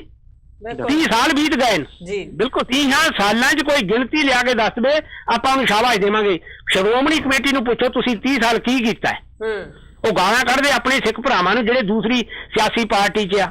ਬਿਲਕੁਲ ਉਹ ਤੇ ਇਹ ਮਤਲਬ ਬਦਮਾਸ਼ੀਆਂ ਤੇ ਬਾਦਲ ਦੀ ਤੁਸੀਂ ਉੱਥੇ ਤੁਸੀਂ ਗੱਲ ਹੀ ਛੱਡ ਦੋ ਨਾ, ਤੁਸੀਂ ਉਹਨਾਂ ਤੋਂ ਤੁਸੀਂ ਐਵੇਂ ਮਤਲਬ ਕੋਈ ਆਸ ਕਰਨ ਦੀ ਕੋਈ ਗੱਲ ਨਹੀਂ। ਉਹ ਮੱਕੜ ਸਾਹਿਬ ਕਹਿ ਰਹੇ ਨੇ ਜੀ ਅਸੀਂ ਪ੍ਰਚਾਰ ਕਰਾਂਗੇ। ਜਸੋ ਜੀ ਉਹ ਮੈਨੂੰ ਇੱਕ ਸਮਝ ਨਹੀਂ ਆਉਂਦੀ, ਉਹ ਗੁਰੂ ਦਾ ਘਰ ਹੈ ਜਿੱਥੇ 4 ਦਰਵਾਜ਼ੇ ਨੇ। ਜੇਟਲੀ ਆਂਦਾ ਤੇ ਤੁਸੀਂ ਸਰੋਪਿਆਂ ਦਿੰਦੇ ਤੇ ਹਰ ਚੀਜ਼ ਆਂਦਾ। ਕੇਜਰੀਵਾਲ ਆ ਰਹੇ ਜੀ, ਹੁਣ ਵੀ 3 ਕਰ ਦਿੱਤੇ। ਕੇਜਰੀਵਾਲ ਗਿਆ ਤਾਂ ਉਹਨੇ ਆਪਣੇ ਪੀਟੀਸੀ ਨੇ ਬੰਦ ਹੀ ਕਰਤਾ ਕੰਮ, ਸਾਰਾ ਕੁਝ ਬੰਦ। ਔਰ ਮੈਨੂੰ ਇਹਨਾਂ ਕਿਸੇ ਤੇ ਗੁੱਸਾ ਨਹੀਂ ਹੈਗਾ ਵੀਰ ਜੀ, ਮੈਨੂੰ ਕਿਸੇ ਲੀਡਰ ਤੇ ਨਹੀਂ ਗੁੱਸਾ, ਮੈਨੂੰ ਕਿਸੇ ਰਾਜਨੀਤਿਕ ਪਾਰਟੀ ਤੇ ਗੁੱਸਾ ਨਹੀਂ। ਅਗਰ ਮੇਰੀ ਨਾਰਾਜ਼ਗੀ ਤੇ ਮੇਰੀ ਨਾਰਾਜ਼ਗੀ ਅੱਜ ਉਸ ਆਦਮੀ ਦੇ ਉੱਤੇ ਵੇ ਜਿਹੜਾ ਪੰਜਾਬ ਦੇ ਵਿੱਚ ਇੱਕ ਪੋਲਿਊਟਡ ਭਰੇ ਵਾਤਾਵਰਨ ਦੇ ਵਿੱਚ ਸਾਹ ਲੈ ਰਿਹਾ ਵੇ ਜੀ, ਹੈ ਜਿਹੜਾ ਮਿਲਾਵਟ ਨਾਲ ਭਰਿਆ ਦੁੱਧ ਪੀ ਰਿਹਾ ਵੇ, ਜਿਹੜਾ ਪਾਣੀ ਪੀ ਰਿਹਾ ਵੇ, ਔਰ ਉਹ ਸਾਰਾ ਕੁਝ ਹੋਣ ਦੇ ਬਾਵਜੂਦ ਵੀ ਉਹ ਫਿਰ ਪੀ ਕੇ ਸਸਤੀ ਸ਼ਰਾਬ ਤੇ ਖਾ ਕੇ ਬਿਮਾਰੀ ਵਾਲੇ ਮੁਰਗੇ ਜਾ ਕੇ ਇਹਨਾਂ ਨੂੰ ਵੋਟ ਪਾ ਕੇ ਆ ਜਾਂਦਾ। ਬਿਲਕੁਲ ਬਿਲਕੁਲ ਬਸ ਇਸੇ ਕਰਕੇ ਅੱਜ ਦਾ ਇਹ ਪ੍ਰੋਗਰਾਮ ਹੈ ਜੀ, ਲੋਕਾਂ ਨੂੰ ਥੋੜਾ ਜਿਹਾ ਕਹੀਏ ਅਗਰ ਤੇ ਆਪਣੇ ਭੈਣ ਭਰਾਵਾਂ ਨੂੰ ਜਗਾ ਦਿਓ। ਮੀਡੀਆ ਪੰਜਾਬ ਨੂੰ 5 ਕੰਟੀਨੈਂਟ ਦੇਖਦੇ ਪਏ ਨੇ ਇੰਟਰਨੈਟ ਥਰੂ, ਠੀਕ ਹੈ ਜੀ ਜੀ ਜੀ ਬਿਲਕੁਲ। ਔਰ ਮੈਂ ਉਹਨਾਂ ਨੂੰ ਇਹੀ ਅਪੀਲ ਕਰਨਾ ਚਾਹੁੰਦਾ, ਭਰੇ ਲੋਕੋ 60 ਸਾਲ ਤੋਂ ਉੱਪਰ ਹੋ ਗਏ ਨੇ, ਬਿਲਕੁਲ ਤੁਸੀਂ ਨਾ ਤੁਹਾਡੀਆਂ ਗਲੀਆਂ ਪੱਕੀਆਂ ਹੋਈਆਂ ਨੇ, ਠੀਕ ਹੈ ਜੀ, ਅਸੀਂ ਅਜੇ ਵੀ ਗਲੀਆਂ ਪੱਕੀਆਂ ਕਰਾਉਣ ਦੇ ਪਿੱਛੇ ਭੱਜਣੇ ਪਏ ਆ। ਜੀ ਜੀ ਬਿਲਕੁਲ ਠੀਕ ਹੈ। ਉਹ ਸਾਡੇ ਪਿੰਡ ਦੇ ਵਿੱਚ ਗਲੀ ਭਾਜੀ ਉਹ ਦੇਖੋ ਗਲੀ ਬਣਾਉਣ ਲੱਗਾ, ਸਰਪੰਚ ਨੇ ਇੱਟਾਂ ਸਟਾਈਆਂ, ਦੂਜੇ ਦਿਨ ਇੱਟਾਂ ਹੀ ਸਾਰੀਆਂ ਗਾਇਬ ਹੋ ਗਈਆਂ। ਪਿੱਛੇ ਜੇ ਮੈਂ ਤੁਹਾਡੀ ਗੱਲ ਵੱਡੀ ਕਰਦਾ ਹਾਂ, ਬਾਦਲ ਸਾਹਿਬ ਨੇ ਬਿਆਨ ਦਿੱਤਾ ਸੀ ਕਿ ਜਿਹੜੀਆਂ ਗਲੀਆਂ ਅਸੀਂ ਅੱਜ ਤੱਕ ਬਣਾਈਆਂ ਨੇ, ਇਹ ਕਹਿਣ ਦਾ ਮਤਲਬ ਕਿ 64 ਸਾਲਾਂ ਜਿਹੜੀਆਂ ਅਸੀਂ ਗਲੀਆਂ ਬਣਾਈਆਂ ਨੇ ਉਹ ਗਲੀਆਂ ਤਾਂ ਟੁੱਟ ਜਾਂਦੀਆਂ ਨੇ ਕਿਉਂ ਅਸੀਂ ਬਣਾਉਨੇ ਆ, ਅਸੀਂ ਜਿਹੜੇ ਲੋਕਲ ਬੰਦੇ ਉਹ ਅਸੀਂ ਬਣਾਉਨੇ ਆ। ਹੁਣ ਜਿਹੜੇ ਗਲੀਆਂ ਦਾ ਠੇਕਾ ਹੈ ਇਹ ਜਿਹੜੀਆਂ ਬਾਹਰਲੀਆਂ ਕੰਪਨੀਆਂ ਨੇ ਇਹਨਾਂ ਨੂੰ ਦਿੱਤਾ ਜਾਊਗਾ, ਉਹ ਗਲੀਆਂ ਬਣਾਉਣਗੇ ਆ ਕੇ, ਕਿਉਂਕਿ ਉਸ ਤੋਂ ਬਾਅਦ ਗਲੀਆਂ ਟੁੱਟਣਗੀਆਂ ਨਹੀਂ। ਇਹ ਦੇਖੋ ਤੇ ਕਿੱਥੇ ਖਲੋਤੇ ਹੀ ਕਿੱਥੇ ਆ ਸਾਡੀ ਰਾਜ ਰਹੇਗਾ ਜੀ, ਇਦਾਂ ਦਾ ਇਦਾਂ ਹੀ ਹੋਣੀ। ਲੋਕ ਜਿਹੜੇ ਆ ਕਿੰਨੇ ਅਸੀਂ ਖੁਦ ਕਿੰਨੇ ਕਰਪਟਡ ਹੈਗੇ ਆ ਕਿ ਅਸੀਂ ਖੁਦ ਕਰਪਟਡ ਹੈਗੇ ਆ, ਔਰ ਅਸੀਂ ਆਪਣੀ ਕਰਪਸ਼ਨ ਕਰਕੇ ਇਹਨਾਂ ਰਾਜਨੀਤਿਕ ਪਾਰਟੀਆਂ ਨੂੰ ਜਿਤਾਉਂਦੇ ਆ। ਔਰ ਇਹ ਉਹਨਾਂ ਨੂੰ ਵੀ ਪਤਾ ਅੱਜ ਜਦੋਂ ਇੱਥੇ ਬਾਹਰ ਆਉਂਦੇ ਨੇ ਅਸੀਂ ਭੱਜ ਕੇ ਫੋਟੋਆਂ ਖਿਚਾਉਂਦੇ ਆ, ਹਾਰ ਪਾਉਂਦੇ, ਉਹਨਾਂ ਨੂੰ ਪਤਾ ਕਿ ਇਹਨਾਂ ਨੂੰ ਸਾਡੀ ਲੋੜ ਹੈ ਤੇ ਸਾਨੂੰ ਪਤਾ ਅਸੀਂ ਆਪਣੇ ਕੰਮ ਕਢਾਣੇ, ਅਸੀਂ ਇਹਨਾਂ ਦੀ ਲੋੜ। ਚੰਗਾ NRI ਨੂੰ ਚੰਗਾ ਸਮਝਦੇ ਨੇ, ਉਹ ਸਿਰਫ ਇੱਕ ਲੋੜ ਹੈਗੀ, ਲੋੜ ਦੇ ਕਰਕੇ ਇੱਕ ਦੂਜੇ ਨਾਲ। ਤੁਸੀਂ ਦੇਖੋ ਤੁਸੀਂ ਪੰਜਾਬ 'ਚ ਉਤਰਦੇ ਨਾ ਅੰਮ੍ਰਿਤਸਰ ਏਅਰਪੋਰਟ ਤੇ ਜਾਓ, ਕਹਿੰਦਾ ਅੱਛਾ ਜੀ ਤੁਹਾਡੀ ਫੋਟੋ ਨਹੀਂ ਮਿਲਦੀ ਪਈ, ਤੁਹਾਡਾ ਸਾਈਨ ਨਹੀਂ ਮਿਲਦੇ ਪਏ, ਇੱਕ ਪਾਸੇ ਹੋ ਜਾਓ, ਤੁਹਾਡਾ ਮੂੰਹ ਹੋਰ ਤਰ੍ਹਾਂ ਹੋਇਆ ਹੁੰਦਾ, ਸਭ ਕੁਝ ਸਹੀ ਹੈ, ਪੇਪਰ ਸਹੀ ਹੈ, ਹਰ ਚੀਜ਼ ਐਵਰੀਥਿੰਗ ਇਜ਼ ਫਾਈਨ ਹੈ, ਉੱਥੇ ਤੁਹਾਡਾ ਡਰ ਲੱਗਾ ਰਹਿੰਦਾ। ਉਹੀ ਕੈਲੀਫੋਰਨੀਆ, ਸੁਖਬੀਰ ਬਾਦਲ ਦਾ ਪੰਜਾਬ ਜਿਹੜਾ ਕੈਲੀਫੋਰਨੀਆ ਜਿਹਨੂੰ ਕਹਿੰਦਾ, ਜਿਹਨੂੰ ਕਦੀ ਪੈਰਿਸ ਬਣਾ ਦਿੰਦਾ, ਕਦੀ ਉਹਨੂੰ ਕੈਲੀਫੋਰਨੀਆ ਬਣਾ ਦਿੰਦਾ, ਠੀਕ ਹੈ। ਹਾਲ ਤੱਕ ਤੋਂ ਇਹ ਵੀ ਨਹੀਂ ਫੈਸਲਾ ਕਰ ਸਕਿਆ ਰਾਣੀ ਕਿ ਕੋਈ ਨਹੀਂ ਖਾਦੀ ਪੀਤੀ ਥੋੜਾ ਜਿਹਾ ਉਰੇ ਪਰੇ ਹੋ ਜਾਂਦਾ। ਫਿਰ ਵਾਪਸ ਜਰਮਨ ਆਉਂਦੇ ਤਾਂ 에어ਪੋਰਟ ਤੇ ਉਤਰਦੇ ਦੇਖੋ ਕੋਈ ਤੁਹਾਨੂੰ ਸ਼ਿਕਨ ਨਹੀਂ, ਕੋਈ ਸ਼ਿਕਵਾ ਨਹੀਂ, ਆਰਾਮ ਨਾਲ ਤੁਹਾਨੂੰ ਦੰਗ ਕੇ ਸ਼ੋਨ ਹਾਂਜੀ ਜੀ ਆਇਆਂ ਨੂੰ ਕਹਿ ਕੇ ਆਪਣੇ ਆਰਾਮ ਨਾਲ ਪਾਸਪੋਰਟ ਚੈੱਕ ਕੀਤਾ, ਆਪਣੇ ਆਰਾਮ ਨਾਲ ਘਰ ਜਿਹੜਾ ਜਹਾਜ਼ ਜਿਹੜਾ ਫਰੈਂਕਫਰਟ 에어ਪੋਰਟ ਦੇ ਉੱਤੇ ਉਤਰਦਾ ਕੋਈ ਟੈਨਸ਼ਨ ਫ੍ਰੀ ਹੋ ਜਾਂਦਾ ਵੀ ਇੱਥੇ ਕਿਹੜਾ ਸਾਨੂੰ ਰੋਕਣ ਲੱਗੇ ਆ। ਲੋਕ ਰੱਬ ਨੂੰ ਮੰਨਣ ਲੱਗ ਪੈਂਦੇ ਵੇ ਹੈਗਾ। ਦੱਸੋ ਤੁਸੀਂ, ਮੈਂ ਪਿਛਲੀ ਵਾਰੀ ਮੈਂ ਇੰਡੀਆ ਗਿਆ ਪਰਿਵਾਰ ਦੇ ਨਾਲ ਤੇ ਉਹ ਕਹਿੰਦੇ ਜੀ ਅੱਛਾ ਜੀ ਪਾਸਪੋਰਟ, ਮੈਂ ਕਿਹਾ ਹਾਂਜੀ ਦੱਸੋ। ਅੱਛਾ ਬੱਚੀ ਮੇਰੀ 3 ਵਾਰੀ ਇੰਡੀਆ ਗਈ ਤੇ ਕਹਿੰਦੇ ਜੀ ਆ ਬੱਚੀ ਦੀ ਸ਼ਕਲ ਨਹੀਂ ਮਿਲਦੀ। ਮੈਂ ਕਿਹਾ ਜਦੋਂ 3 ਵਾਰੀ ਆਈ ਸੀ ਉਦੋਂ ਸ਼ਕਲ ਮਿਲ ਗਈ ਸੀ ਉਹਦੀ। ਜੀ ਜੀ ਇੱਕ ਅਸੀਂ ਸਰਦਾਰ ਦੱਸੋ ਮਤਲਬ ਤੁਸੀਂ ਇਸ ਤਰ੍ਹਾਂ ਦੇਖੋ ਕਿ ਅਸੀਂ ਇਤਨੇ ਕਿ ਕਰਪਟਡ ਹੋ ਚੁੱਕੇ ਹਾਂ ਕਿ ਹੁਣ ਸਾਡੀ ਕਰਪਸ਼ਨ ਆ ਪਿੱਛੇ ਇੱਥੋਂ ਅੰਮ੍ਰਿਤਸਰ ਦੇ ਵਿੱਚ ਯੂਥ ਕਾਂਗਰਸ ਦਾ ਪ੍ਰਧਾਨ ਜੀ ਇਹ ਉੱਠ ਕੇ ਅਕਾਲੀ ਦਲ ਚ ਉਹਨੇ ਛਾਲ ਮਾਰੀ ਜੀ। ਜੀ ਜੀ ਬਿਲਕੁਲ ਕਹਿੰਦਾ ਜੀ ਮੈਨੂੰ ਜੇ ਤੇ ਉਹ ਭਲੇ ਲੋਕੋ ਸੱਚ ਬੋਲੋ, ਤੇਰਾ ਹੋਟਲ ਪੈਂਦਾ ਜਲਿਆਂਵਾਲੇ ਬਾਗ ਦੇ ਕੋਲ, ਉਹ ਢਾਣ ਲੱਗੇ, ਤੂੰ ਉਹਨੂੰ ਬਚਾਉਣ ਲੱਗਾ। ਤੇਰੀ ਘਰ ਵਾਲੀ ਉਹ ਤੇ ਦਫ਼ਤਰ ਨੌਕਰੀ ਕਰਦੀ DTO ਦੇ ਵਿੱਚ, ਤੈਨੂੰ ਉਹਦੀ ਨੌਕਰੀ ਬਚਾਉਣ ਦੀ ਖਾਤਰ ਤੂੰ ਅਕਾਲੀਆਂ ਚ ਰਲਿਆ ਜਾ। ਦੇਖੋ ਇੱਥੇ ਮੈਂ ਵੀ ਗੱਲ ਇੱਕ ਸਾਂਝੀ ਕਰ ਲਵਾਂ ਕਿ ਆਹ ਕੱਲ ਦਾ ਬਿਆਨ ਸੀਗਾ ਬਿਕਰਮਜੀਤ ਸਿੰਘ ਮਜੀਠੀਏ ਦਾ ਜੀ ਕਿ ਆ ਮਤਲਬ ਦੇਸ਼ ਬਾਬਰ ਮੋਹ ਇਹ ਸ਼ੁਭ ਬਿਲਕੁਲ ਤੇ ਨਿਸ਼ਚੈ ਕਰ ਅਰੁਣ ਜੇਤਲੀ ਕੀ ਜੀਤ ਕਰੂੰ। ਮੈਂ ਉਹੀ ਤੇ ਕਹਿਣਾ ਪੈਣਾ। ਔਰ ਉਹ ਅੱਛਾ ਬਾਵਾ ਖਲਾਰ ਕੇ ਸਾਡੇ ਲੋਕੀ ਪਿੱਛੋਂ ਉਹ ਬੋਲੀ ਵੀ ਜਾਂਦੇ ਪਏ। ਔਰ ਦੇਖੋ ਉਸ ਗੁਰੂ ਸਿੱਖ ਨੇ, ਗੁਰੂ ਦੀ ਉਹਨਾਂ ਨੇ ਸਿੱਖੀ ਸਰੂਪ ਹੈਗਾ, ਕਾਤਰੇ ਵੀ ਪਾਏ ਨੇ, ਸਾਰਾ ਕੁਝ ਵੀ ਜਾਂ ਤੇ ਨਹੀਂ ਉਹਨਾਂ ਨੂੰ ਪਤਾ ਹੈਗਾ, ਉਹ ਫਿਰ ਵੀ ਦੇਖੋ ਇਤਨੇ ਬੇਸ਼ਰਮ ਹੋ ਕੇ ਬੋਲ ਰਹੇ ਨੇ, ਕਰ ਰਹੇ ਨੇ। ਗੱਲ ਹੁਣ ਇਹ ਹੈ ਚਲੋ ਜੋ ਕਹਿਤਾ ਸੀ ਕਹਿਤਾ, ਬਾਅਦ ਚ ਉਹਨੇ ਮਾਫੀ ਮੰਗ ਲਈ, ਪਰ ਹੁਣ ਗੱਲ ਇੱਥੇ ਟਿਕਦੀ ਹੈ ਵੀ ਦੇਖੋ ਹੁਣ ਇਸ ਫੈਸਲੇ ਤੇ ਅਕਾਲ ਤਖਤ ਦਾ ਜਿਹੜਾ ਜਥੇਦਾਰ ਹੈ ਉਹ ਇਹਨੂੰ ਭਲਾ ਕੀ ਸਜ਼ਾ ਦਿੰਦਾ ਹੈ ਜਾਂ ਕੀ ਫਤਵਾ ਲਾਉਂਦਾ? ਦੇਖੋ ਉਹ ਅਕਾਲ ਤਖਤ ਜਥੇਦਾਰ, ਦੇਖੋ ਜੀ ਮੈਂ ਪਿੱਛੇ ਇੱਕ ਵਿਦੰਤੀ ਸਾਹਿਬ ਨਾਲ ਗੱਲ ਹੋਈ ਤੇ ਮੈਂ ਵਿਦੰਤੀ ਸਾਹਿਬ ਨੂੰ ਕਿਹਾ, ਮੈਂ ਕਿਹਾ ਵਿਦੰਤੀ ਸਾਹਿਬ ਜੀ ਤੁਸੀਂ ਕੌਮ ਨੂੰ ਬੜੀਆਂ ਆਸਾਂ ਸੀ ਮਗਰ ਬੜਾ ਅਫਸੋਸ ਹੈ ਕਿ ਐਸਾ ਅਕਾਲੀ ਫੂਲਾ ਸਿੰਘ ਤੋਂ ਬਾਅਦ ਤੁਸੀਂ ਕੋਈ ਕਰ ਨਹੀਂ ਸਕੇ, ਹੈ ਨਾ। ਤੇ ਉਹ ਉੱਠ ਕੇ ਚਲਾ ਗਿਆ, ਕਹਿੰਦਾ ਨਹੀਂ ਜੀ ਜੇ ਤੁਹਾਡੇ ਮਤਲਬ ਵੀ ਚਲੋ ਮੇਰੇ ਇਨਲਾਸ ਤੇ ਘਰ ਬੈਠਾ ਸੀ, ਜੇ ਤੁਹਾਡੇ ਜਵਾਈ ਨੇ ਐਵੇਂ ਦੀ ਗੱਲ ਕਰਨੀ ਤੇ ਮੈਂ ਤੁਹਾਡੇ ਘਰ ਨਹੀਂ ਆਣਾ। ਠੀਕ ਹੈ, ਸੋ ਦਬਕਾ ਲਾ ਗਿਆ। ਉਹ ਉੱਠ ਕੇ ਚਲਾ ਗਿਆ। ਜੀ ਜੀ ਜੀ ਠੀਕ ਹੈ ਰਾਜ ਸਾਹਿਬ, ਬਹੁਤ ਬਹੁਤ ਧੰਨਵਾਦ, ਬਹੁਤ ਸ਼ੁਕਰੀਆ। ਤੇ ਪਹਿਲੇ ਇੱਕ ਵਾਰੀ ਸਾਰਿਆਂ ਨੂੰ ਫਿਰ ਵੀ ਇੱਕ ਵਾਰੀ ਕਹਿੰਦੇ ਰਹੋ ਕਿ 27 ਤਰੀਕ ਨੂੰ ਜ਼ਰੂਰ ਹੋਮ ਆ ਕੇ ਮਤਲਬ 11 ਵਜੇ ਅਸੀਂ ਪਹੁੰਚਾਂਗੇ ਟੀਮ ਸਾਰੀ ਲੈ ਕੇ, ਤੇ ਪਲੀਜ਼ ਜ਼ਰੂਰ ਵੀ ਆਪਣੇ ਆ ਕੇ ਵਿਚਾਰ ਸਾਨੂੰ ਦੱਸੋ। ਜ਼ਰੂਰ ਜੀ, ਅਸੀਂ ਇਸ ਗੱਲ ਨੂੰ ਦੁਬਾਰਾ ਵੀ ਰਿਪੀਟ ਕਰਾਂਗੇ। ਤੁਹਾਡਾ ਬਹੁਤ ਬਹੁਤ ਧੰਨਵਾਦ ਪ੍ਰੋਗਰਾਮ ਦੇ ਵਿੱਚ ਹਿੱਸਾ ਲੈਣ ਲਈ, ਬਹੁਤ ਬਹੁਤ ਸ਼ੁਕਰੀਆ। ਸਤਿ ਸ੍ਰੀ ਅਕਾਲ ਜੀ। ਤੇ ਘੁੰਮਣ ਸਾਹਿਬ ਕਾਲ ਸਾਡੀ ਬਿਜ਼ੀ ਹੈ, ਅਗਲੀ ਕਾਲ ਵੱਲ ਵਧਦੇ ਹਾਂ। Hello media Punjab TV. ਹਾਂਜੀ, ਵਾਹਿਗੁਰੂ ਜੀ ਕਾ ਖਾਲਸਾ, ਵਾਹਿਗੁਰੂ ਜੀ ਕੀ ਫਤਿਹ ਜੀ। ਵਾਹਿਗੁਰੂ ਜੀ ਕਾ ਖਾਲਸਾ, ਵਾਹਿਗੁਰੂ ਜੀ ਕੀ ਫਤਿਹ ਜੀ। ਹਾਂਜੀ, ਮੈਂ ਇਕਬਾਲ ਸਿੰਘ ਭੱਟੀ ਪੈਰਸਵਾਲ ਤੋਂ ਬੋਲ ਰਿਹਾ ਜੀ। ਜੀ ਭੱਟੀ ਸਾਹਿਬ, ਪ੍ਰੋਗਰਾਮ 'ਚ ਤੁਹਾਡਾ ਨਿੱਘਾ ਸਵਾਗਤ ਹੈ ਜੀ। ਭੈਣ ਜੀ, ਪ੍ਰੋਗਰਾਮ 'ਚ ਤੇ ਨਿੱਘਾ ਸਵਾਗਤ ਹੈਗਾ, ਪਰ ਅੱਜ ਬੜੀ ਖੁਸ਼ੀ ਦੀ ਗੱਲ ਹੈ ਕਿ ਤੁਸੀਂ ਜਿਹੜੇ ਅੱਜ ਪੰਜਾਬ 'ਚ ਹਾਲਾਤ ਚੱਲ ਰਹੇ ਜਾਂ ਇੰਡੀਆ ਜਾ ਰਹੇ ਅਜੋਕੇ ਹਾਲਾਤਾਂ ਤੇ ਅੱਜ ਜਿਹੜਾ ਤੁਸੀਂ ਪ੍ਰੋਗਰਾਮ ਦਿੱਤਾ ਆ ਜੀ, ਵਧਾਈ ਦੇ ਪਾਤਰ ਜੀ। ਪਹਿਲੀ ਗੱਲ ਜੀ ਸ਼ੁਕਰੀਆ। ਤੇ ਦੂਜੀ ਗੱਲ ਕਿ ਬੜਾ ਲੋੜੀਂਦਾ ਵਿਸ਼ਾ ਆ, ਇਹਦੇ ਬਾਰੇ ਘੱਟ ਤੋਂ ਘੱਟ ਬਹੁਤਾ ਨਹੀਂ ਤੇ ਸਾਡੀ ਸਿੱਖ ਕੌਮ ਦੀ ਜਿਹੜੀ ਸੋਚ ਜਿਹੜੀ ਉਹ ਜ਼ਰੂਰ ਬਦਲਣੀ ਚਾਹੀਦੀ ਹੈ ਜੀ। ਇਹ ਜਿਹੜਾ ਮੌਕਾ ਚੱਲ ਰਿਹਾ ਕਿ ਸਿੱਖਾਂ ਦੇ ਮੇਰੇ ਹਿਸਾਬ ਨਾਲ ਇੱਕ ਇਮਤਿਹਾਨ ਦੀ ਘੜੀ ਆ। ਬਿਲਕੁਲ ਬਿਲਕੁਲ। ਹਾਂਜੀ, ਬਾਕੀ ਡਰਾਮੇਬਾਜ਼ੀ ਤਾਂ ਤੁਹਾਨੂੰ ਪਤਾ ਸਿਆਸੀ ਪਾਰਟੀਆਂ ਕਰਦੀਆਂ ਵੀ ਰਹੀਆਂ ਨੇ ਤੇ ਕਰਨਾ ਵੀ ਉਹਨਾਂ ਦਾ ਕੰਮ ਹੈ, ਸਿਆਸੀ ਡਰਾਮੇ ਕਰਨਾ। ਤੇ ਸਿੱਖ ਕੌਮ ਜਿਹੜੀ ਇਸ ਟਾਈਮ ਜਿਹੜੀ ਹੈ ਮਤਲਬ ਜਿਹੜੀ ਜਿੱਥੇ ਖੜੀ ਆ ਜੀ ਜੀ, ਉਹਦੇ ਬਾਰੇ ਸਾਡੇ ਨਾਲੋਂ ਤੁਹਾਨੂੰ ਜ਼ਿਆਦਾ ਪਤਾ ਹੈ ਕਿਉਂਕਿ ਤੁਸੀਂ ਮੀਡੀਆ ਨਾਲ ਜੁੜੇ ਹੋ, ਤੁਹਾਡੇ ਕੋਲ ਦੁਨੀਆ ਦੀ ਹਰ ਖਬਰ ਪਹੁੰਚਦੀ ਹੈ। ਤੇ ਭੱਟੀ ਸਾਹਿਬ ਕੀ ਹਵਾ ਲੱਗ ਰਹੀ ਹੈ ਪੰਜਾਬ ਦੀ ਖਾਸ ਕਰਕੇ ਇਸ ਵੇਲੇ ਤੁਹਾਨੂੰ? ਦੇਖੋ ਜੀ, ਪੰਜਾਬ ਦੇ ਹਾਲਾਤਾਂ ਵਿੱਚ ਮੈਂ ਗੱਲ ਕਰਨ ਜਾ ਰਿਹਾ ਕਿ ਪੰਜਾਬ ਦੇ ਵਿੱਚ ਆਪਾਂ ਜਿਹੜੀ ਜੇਕਰ ਆਪਾਂ ਪੰਜਾਬ ਦੀ ਗੱਲ ਕਰੀਏ ਤੇ ਉਹਦੇ ਨਾਲ ਆਪਾਂ ਪੰਜਾਬੀਆਂ ਦੀ ਗੱਲ ਕਰਦੇ ਆ ਜੀ ਜੀ, ਪੰਜਾਬੀਅਤ ਦੀ ਗੱਲ ਕਰਦੇ ਤੇ ਜਦੋਂ ਪੰਜਾਬ ਤੇ ਪੰਜਾਬੀਅਤ ਦੀ ਗੱਲ ਆਉਂਦੀ ਤੇ ਸਿੱਖ ਕੌਮ ਦੀ ਜਿਹੜੀ ਗੱਲ ਉਹ ਜਿਹੜੀ ਪਹਿਲਾਂ ਹੁੰਦੀ ਹੈ। ਜੀ ਜੀ ਬਿਲਕੁਲ। ਤੇ ਸਿੱਖ ਕੌਮ ਦੇ ਵਾਸਤੇ ਮੈਂ ਜਿਹੜੀ ਪਹਿਲੇ ਕਹਿ ਕੇ ਗਿਆ ਕਿ ਇਮਤਿਹਾਨ ਦੀ ਘੜੀ ਆ ਜੀ ਜੀ, ਉਹ ਇਸ ਕਰਕੇ ਕਿ ਆਪਾਂ ਸੋਚਣਾ ਕਿ ਆਪਾਂ ਜਾਣਾ ਕਿਹੜੇ ਪਾਸੇ ਆ। ਬਿਲਕੁਲ, ਕਿਉਂਕਿ ਲਾਲਚ ਜਿਹੜੇ ਨੇ ਇਹਨਾਂ ਦਿਨਾਂ 'ਚ ਹਰ ਇੱਕ ਬੰਦੇ ਦੇ, ਖਾਸ ਕਰਕੇ ਗਰੀਬ ਬੰਦੇ ਦਾ ਲਾਲਚ ਜਿਹੜਾ ਬਹੁਤ ਜ਼ਿਆਦਾ ਵੱਧ ਜਾਂਦਾ ਆ ਜੀ। ਤੇ ਇੱਕ ਗੱਲ ਜਿਹੜੀ ਮੈਂ ਤੁਹਾਨੂੰ ਜ਼ੋਰ ਦੇ ਕੇ ਤੁਹਾਡੇ ਮੀਡੀਅਮ ਦੇ ਰਾਹੀਂ, ਤੁਹਾਡੇ ਮਾਧਿਅਮ ਦੇ ਰਾਹੀਂ ਮਤਲਬ ਕਹਾਂਗਾ ਤੇ ਜਿਹੜਾ ਮੇਰੀ ਆਵਾਜ਼ ਨੂੰ ਸੁਣ ਰਿਹਾ ਉਹ ਆਪਣੇ ਰਿਸ਼ਤੇਦਾਰਾਂ ਨੂੰ ਕਵੇ ਜੀ ਕਿ ਦੇਖੋ 5 ਸਾਲ ਅਸੀਂ ਪੂਰੇ ਇਹਨਾਂ ਗੌਰਮੈਂਟਾਂ ਦੇ ਕੋਲੋਂ ਧੱਕੇ ਖਾ ਕੇ ਤੇ ਆਪਾਂ ਗੁਜ਼ਾਰਾ ਕਰਦੇ ਆ। ਬਿਲਕੁਲ ਬਿਲਕੁਲ। ਤੇ ਆਪਣੇ ਘਰੋਂ ਖਾਂਦੇ ਅਸੀਂ। ਤੇ ਕੀ ਆ ਜਿਹੜੇ 15-20 ਦਿਨ ਇਲੈਕਸ਼ਨਾਂ ਦੇ ਜਾਂ ਮਹੀਨਾ ਪਰ ਇਲੈਕਸ਼ਨ ਦਾ ਕੀ ਅਸੀਂ ਆਪਣੀ ਜੇਬ 'ਚ ਖਰਚਾ ਨਹੀਂ ਕਰ ਸਕਦੇ? ਬਿਲਕੁਲ ਬਿਲਕੁਲ ਬਿਲਕੁਲ। ਕਿਉਂ ਅਸੀਂ ਇਹਨਾਂ ਲੀਡਰਾਂ ਦੀਆਂ ਜੇਬਾਂ ਦੇਖ ਲੈ ਵੀ ਸਾਨੂੰ ਕੁਝ ਦੇਣ ਜੀ, ਅਸੀਂ ਆਪਣੀਆਂ ਵੋਟਾਂ ਦਾ ਮੁੱਲ ਵੱਟੀਏ ਤੇ ਵੋਟਾਂ ਦਾ ਮੁੱਲ ਵੱਟ ਕੇ 5-10 ਦਿਨ ਜਾਂ 20 ਦਿਨ ਇਹਨਾਂ ਵਿੱਚ ਸਹਾਰੇ ਰਹਿ ਕੇ ਉਹ ਵੀ ਸਾਨੂੰ ਚੰਗੀ ਰੋਟੀ ਦਿੰਦੇ ਨੇ, ਨਸ਼ਿਆਂ ਦੀ ਰੋਟੀ ਦਿੰਦੇ ਆ। ਬਿਲਕੁਲ ਬਿਲਕੁਲ, ਨਸ਼ੇ ਔਰ ਉਹਦੇ ਨਾਲ ਵੀ ਤਾਂ ਕਿੰਨੀਆਂ ਸਿਹਤਾਂ ਖਰਾਬ ਹੁੰਦੀਆਂ, ਕਿੰਨੇ ਲੋਕ ਬਿਮਾਰ ਹੁੰਦੇ ਆ। ਕਹਿ ਰਿਹਾ ਕਿ ਨਸ਼ਿਆਂ ਵਾਲੇ ਪਾਸੇ ਸਾਨੂੰ ਧੱਕ ਕੇ ਲਿਜਾਂਦੇ ਆ। ਜੀ ਜੀ ਜੀ। ਦੇਖੋ ਇੱਕ ਉਹ ਨਸ਼ੇ ਜਿਹੜੇ ਸਾਡੇ ਲੋਕ, ਮੇਰੇ ਭੈਣ ਭਰਾ ਜਾਂ ਸਾਡੇ ਰਿਸ਼ਤੇਦਾਰ, ਚਾਚੇ ਤਾਏ, ਭੈਣ ਭਰਾ, ਮਾਮੇ, ਭੂਆ, ਫੁੱਫੜ, ਜੋ ਵੀ ਸਾਡੇ ਰਿਸ਼ਤੇਦਾਰ ਸਾਰਿਆਂ ਦੇ ਹੈਗੇ ਨੇ ਪਿੱਛੇ ਜੀ ਜੀ, ਉਹ ਇਹਨਾਂ ਕੋਲੋਂ 10-15 ਦਿਨ ਨਸ਼ਿਆਂ ਦੀ ਲੱਤ ਭੈੜੀ ਲਾ ਕੇ ਮੁੜ ਕੇ ਪਤਾ ਨਹੀਂ ਕਿੰਨੇ ਕਿਤੇ ਉਹ ਆਪਣੇ ਘਰੋਂ ਕੋਈ ਭਾਂਡੇ ਵੇਚ ਕੇ, ਕੋਈ ਦਾਣੇ ਵੇਚ ਕੇ, ਕੋਈ ਐਵੇਂ ਪੁੱਠੇ ਸਿੱਧੇ ਕੰਮ ਕਰਕੇ ਫਿਰ ਆਪਣੀਆਂ ਆਸਾਂ ਪੂਰੀਆਂ ਕਰਦੇ ਨੇ। ਇਹ ਬਲਕਿ ਸਾਨੂੰ 15 ਦਿਨ ਖਵਾਉਂਦੇ ਨੇ, ਸਾਨੂੰ 5 ਸਾਲ ਵਾਸਤੇ ਮੁੜ ਕੇ ਤਰਸਾਉਂਦੇ ਆ। ਦੇਖੋ ਜਿੱਥੇ ਮੈਂ ਗੱਲ ਤੁਹਾਡਾ ਸਾਂਝੀ ਕਰਾਂਗਾ ਭੱਟੀ ਸਾਹਿਬ ਕਿ ਜਿਸ ਮੁਲਕ ਵਿੱਚ ਅਸੀਂ ਇਹ ਗੱਲ ਕਹਿੰਦੇ ਆ ਔਰ ਛਾਤੀ ਠੋਕ ਕੇ ਇਹ ਗੱਲ ਕਹਿੰਦੇ ਆ ਕਿ ਹਿੰਦੂ, ਮੁਸਲਿਮ, ਸਿੱਖ, ਈਸਾਈ, ਹਾਂਜੀ, ਉੱਥੇ ਜਾ ਕੇ ਆਪਾਂ ਇਹ ਗੱਲ ਕਹਿੰਦੇ ਕਿ ਹਰ ਹਰ ਮੋਦੀ, ਘਰ ਘਰ ਮੋਦੀ। ਇੱਥੇ ਕਿਹੜਾ ਸੰਦੇਸ਼ਾ ਜਾ ਰਿਹਾ, ਕਿਹੜੀ ਕੌਮ ਨੂੰ, ਕਿਹੜੇ ਪਾਸੇ? ਦੇਖੋ ਜੀ, ਉਹੀ ਗੱਲ ਤਾਂ ਮੈਂ ਕਰਨ ਜਾ ਰਿਹਾ ਜੀ। ਹੁਣ ਕਈ ਗੱਲਾਂ ਜਦੋਂ ਮੈਂ ਥੋੜੇ ਕਰਕੇ ਮੈਂ ਚਾਹੁੰਦਾ ਹੋਰ ਵੀ ਬੁਲਾਵੇ ਬੋਲਣਾ, ਆਪਣੇ ਹਰ ਬੰਦਾ ਹੀ ਆਪੋ ਆਪਣੇ ਵਿਚਾਰ ਦੇਵੇ। ਬਿਲਕੁਲ ਬਿਲਕੁਲ। ਦੇਖੋ ਜੀ, ਅੱਜ ਦਿੱਲੀ ਕਮੇਟੀ ਦੀ ਆਪਾਂ ਗੱਲ ਲੈ ਲਈਏ ਜੀ ਜੀ, ਦਿੱਲੀ ਦੇ ਵਿੱਚ ਕਿੰਨਾ ਵੱਡਾ ਘੱਲੂਘਾਰਾ ਵਾਪਰਿਆ, ਸਿੱਖਾਂ ਨਾਲ ਕੀ ਹੋਇਆ ਸਾਰਿਆਂ ਨੂੰ ਪਤਾ ਆ ਜੀ ਜੀ। ਅੱਜ ਦਿੱਲੀ ਕਮੇਟੀ ਜਾਂ ਜਿਹੜਾ ਤਰਲੋਚਨ ਸਿੰਘ ਘੱਟ ਗਿਣਤੀ ਕਮਿਸ਼ਨ ਦਾ ਜਾਂ ਹੋਰ ਜਿਹੜੇ ਆਪਣੇ ਆਪ ਨੂੰ ਬਹੁਤ ਵੱਡੇ ਲੀਡਰ ਕਹਾਉਂਦੇ ਨੇ ਸਿੱਖਾਂ ਦੇ, ਅੱਜ ਉਹ ਲਖਨਊ ਨੂੰ ਤੁਰ ਪਏ ਨੇ ਜੀ ਕਿ ਉੱਥੇ ਜਾ ਕੇ 84 ਦੇ ਸਿੱਖਾਂ ਦੀ ਜਿਹੜੀ ਉਹ ਸਾਰ ਲੈਣੀ ਹੈ।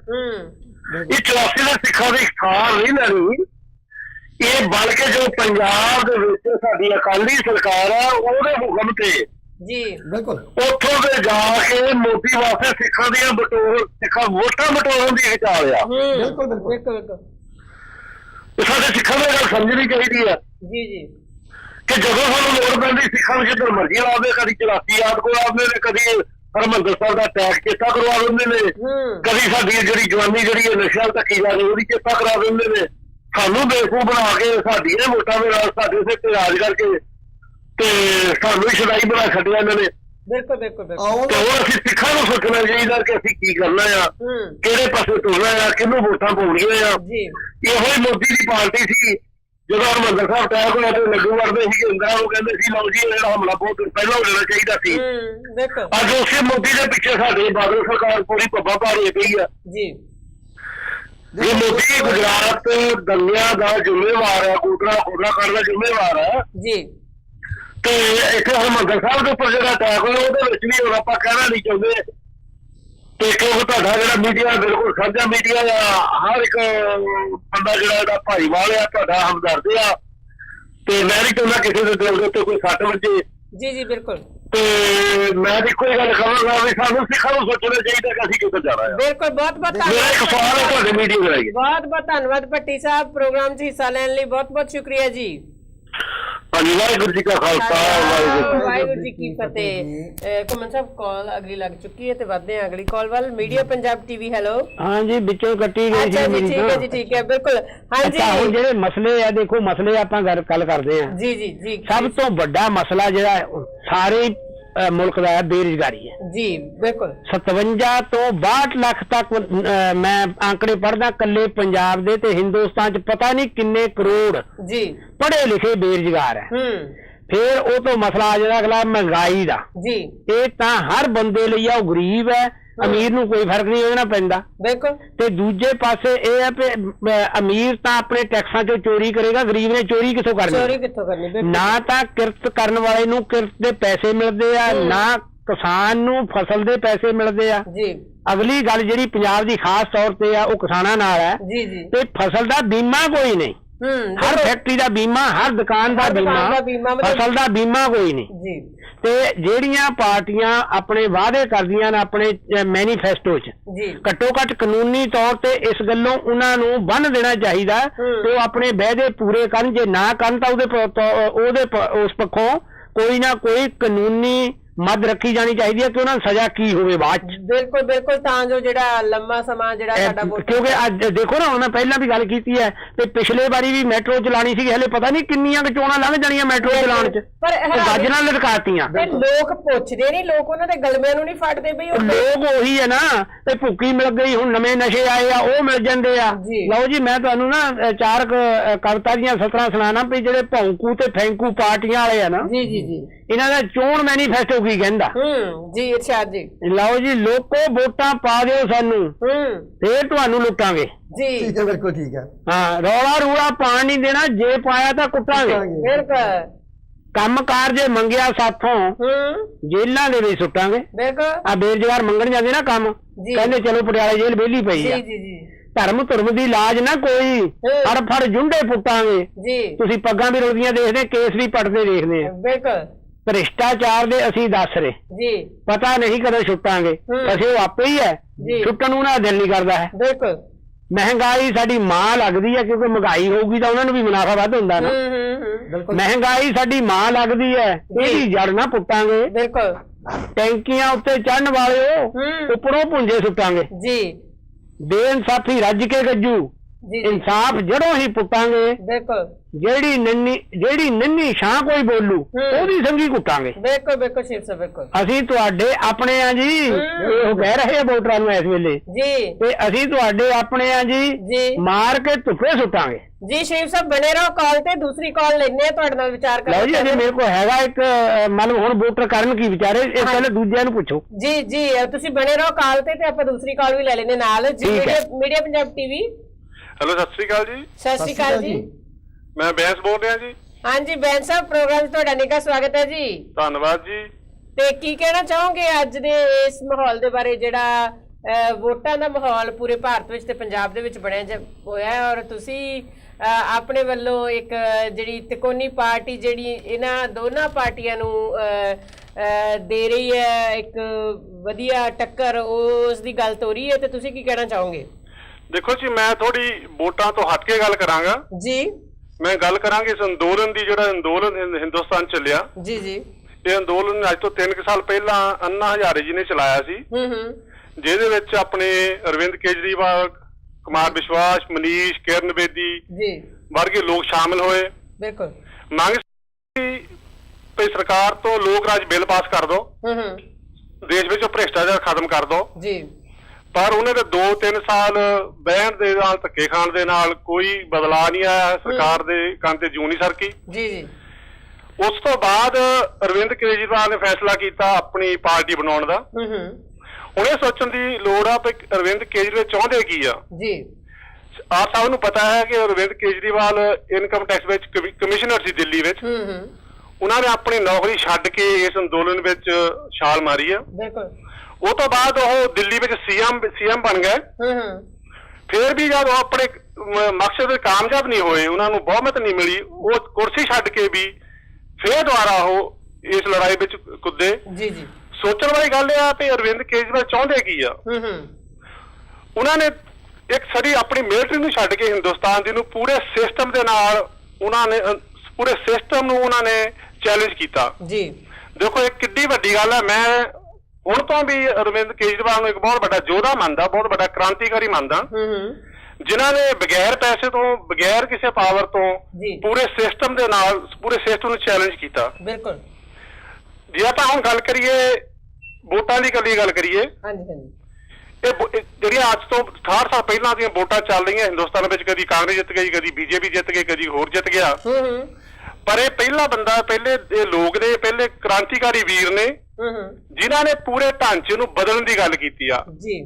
ਨਾ ਕਿ ਇਹਨਾਂ ਨੇ ਉਸ ਚੱਲਦੇ ਢਾਂਚੇ ਨੂੰ ਉਹਦੇ ਵਿੱਚ ਜਾਣ ਦੀ ਕੋਸ਼ਿਸ਼ ਕੀਤੀ ਆ, ਇਹਨਾਂ ਨੇ ਪੂਰੇ ਸਿਸਟਮ ਨੂੰ ਬਦਲਣ ਦੀ ਗੱਲ ਕੀਤੀ ਆ। ਇਹ ਇੱਕ ਬਹੁਤ ਹੀ ਵੱਡੀ ਸਾਨੂੰ ਇੱਕ ਕ੍ਰਾਂਤੀ ਮਿਲੀ ਹੈ, ਬਹੁਤ ਹੀ ਵੱਡਾ ਸਾਨੂੰ ਇਹ ਅੰਦੋਲਨ ਮਿਲਿਆ ਹਿੰਦੁਸਤਾਨ ਦੇ ਵਿੱਚ।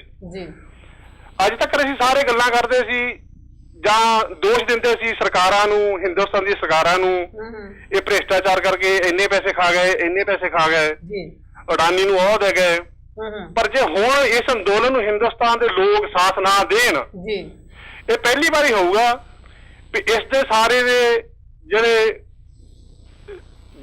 ਜਨਤਾ ਹਿੰਦੁਸਤਾਨ ਦੀ ਆ, ਉਹ ਇਸ ਚੀਜ਼ ਦੀ ਜ਼ਿੰਮੇਵਾਰ ਹੋਵੇਗੀ। ਬਿਲਕੁਲ। ਫਿਰ ਅਸੀਂ ਕੱਲ ਨੂੰ ਅਸੀਂ ਇਹ ਨਹੀਂ ਕਹਿ ਸਕਦੇ ਵੀ ਸਾਡੀ ਰਾਜਨੀਤੀ ਗੰਦੀ ਆ, ਸਾਡੀ ਰਾਜਨੀਤਿਕ ਲੋਕ ਗੰਦੇ ਨੇ। ਮੌਕਾ ਨਹੀਂ ਮਿਲਿਆ, ਚਾਂਸ ਨਹੀਂ ਮਿਲਿਆ। ਹਾਂ, ਜੇ ਇਸ ਵਾਰੀ ਅਸੀਂ ਇਸ ਕ੍ਰਾਂਤੀ ਨੂੰ ਨਾ ਸਾਂਭ ਸਕੇ, ਜਿਹੜੀ ਸਾਨੂੰ ਹਿੰਦੁਸਤਾਨ ਦੇ ਇਤਿਹਾਸ ਵਿੱਚ ਪਹਿਲੀ ਵਾਰੀ ਮਿਲੀ ਆ, ਫਿਰ ਅਸੀਂ ਇਸ ਖੁਦ ਜ਼ਿੰਮੇਵਾਰ ਹੋਵਾਂਗੇ।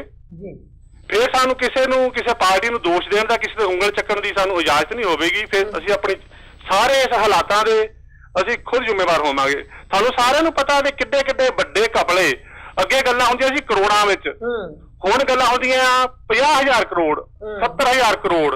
ਏਡੇ ਏਡੇ ਵੱਡੇ ਘਪਲੇ ਹੋ ਗਏ। ਇੱਕ ਵੀ ਬੰਦੇ ਨੂੰ ਹੁਣ ਤੱਕ ਕਿਸੇ ਵੀ ਰਾਜਨੀਤਿਕ ਪਾਰਟੀ ਨੇ ਗ੍ਰਿਫਤਾਰ ਨਹੀਂ ਕੀਤਾ, ਕਿਸੇ ਨੂੰ ਸਜ਼ਾ ਨਹੀਂ ਮਿਲੀ ਹੁਣ ਤੱਕ। ਜੀ ਹਾਂਜੀ, ਤੁਸੀਂ ਕੁਝ ਕਹਿਣਾ ਚਾਹ ਰਹੇ ਸੀ? ਜੀ ਮੈਂ ਇਹ ਗੱਲ ਤੁਹਾਡੇ ਨਾਲ ਸਾਂਝੀ ਕਰਨੀ ਚਾਹੁੰਦਾ ਸੀ ਬੈਂਸ ਸਾਹਿਬ ਕਿ ਦੇਖੋ, ਜਿਹੜਾ ਇੱਕ ਬੰਦਾ ਪੂਰੇ ਇੰਡੀਆ ਦਾ 1 ਅਰਬ ਤੇ 23 ਕਰੋੜ ਜਨਤਾ ਦਾ ਵਾਰਸ ਬਣ ਜਾ ਰਿਹਾ। ਹੈਲੋ ਹਾਂਜੀ, ਉਹ ਬੰਦਾ ਇਹ ਗੱਲ ਕਹਿ ਰਿਹਾ ਹੈ ਕਿ ਜਦੋਂ ਵਾਰਾਣਸੀ 'ਚ ਆਪਣੇ ਕਾਗਜ਼ ਭਰਨ ਗਿਆ ਕਿ ਮੈਨੂੰ ਗੰਗਾ ਮਾਤਾ ਨੇ ਬੁਲਾਇਆ ਹੈ। ਠੀਕ ਹੈ, ਇਸ ਨਾ ਮੈਨੂੰ ਕਹਿੰਦਾ ਬੀਜੇਪੀ ਨੇ ਬੁਲਾਇਆ ਹੈ ਤੇ ਨਾ ਮੈਂ ਆਪ ਇੱਥੇ ਆਇਆ ਹਾਂ, ਮੈਨੂੰ ਗੰਗਾ ਮਾਤਾ ਨੇ ਬੁਲਾਇਆ ਹੈ। ਗੰਗਾ ਮਈਆ ਵੀ ਬੁਲਾਉਂਦੀ ਹੈ, ਗੰਗਾ ਮਈਆ ਨੇ ਤਾਰ ਦਿੱਤੀ ਆ ਉਹਨੂੰ। ਦੇਖੋ ਕਿੰਨੀ ਹਾਸੋ ਹੀ ਨਹੀਂ ਗੱਲ ਹੈ। ਲੇਕਿਨ ਕਿਉਂ ਸਾਡੀ ਜਿਹੜੀ ਜਨਤਾ ਹੈ ਜਾਂ ਅਸੀਂ ਵੋਟਰ ਹੈ, ਅਸੀਂ ਕਿਉਂ ਨਹੀਂ ਸਮਝਦੇ ਕਿ ਜਦੋਂ ਤੇਰੀ 50-55 ਸਾਲ ਉਮਰ ਹੋ ਗਈ ਹੈ, ਜਦ ਤੱਕ ਤੈਨੂੰ ਗੰਗਾ ਮਈਆ ਨੇ ਬੁਲਾਇਆ ਨਹੀਂ ਹੈ ਤੇ ਤੈਨੂੰ ਅੱਜ ਹੀ ਬੁਲਾਇਆ ਗੰਗਾ ਮਈਆ ਨੇ। ਜੀ ਸ਼ਰੀਫ ਸਾਹਿਬ ਕੀ ਕਹੋਗੇ? ਮੈਂ ਕਿਹਾ ਜੀ ਗੰਗਾ ਮਈਆ ਦਾ ਉਹਨੂੰ ਬੜੀ ਛੇਤੀ ਚੇਤਾ ਹੈ, ਜਿਹੜੀ ਘਰੇ ਮਈਆ ਛੱਡੀ ਆ ਉਹਦਾ ਚੇਤਾ ਨਹੀਂ ਆਇਆ। ਬਿਲਕੁਲ, ਮੈਂ ਤਾਂ ਆ ਰਿਹਾ ਸੀਗਾ। ਦੇਖੋ ਜੀ ਔਨ ਰਿਕਾਰਡ ਇਹ ਗੱਲ ਪਈ ਹੀ ਹੈ, मतलब स्टेजा तो गल बोली है कि मैं किसके लिए भ्रष्टाचार करूंगा, मेरा ना कोई आगे है ना पीछे है, तो ये कितों आ गया भाई?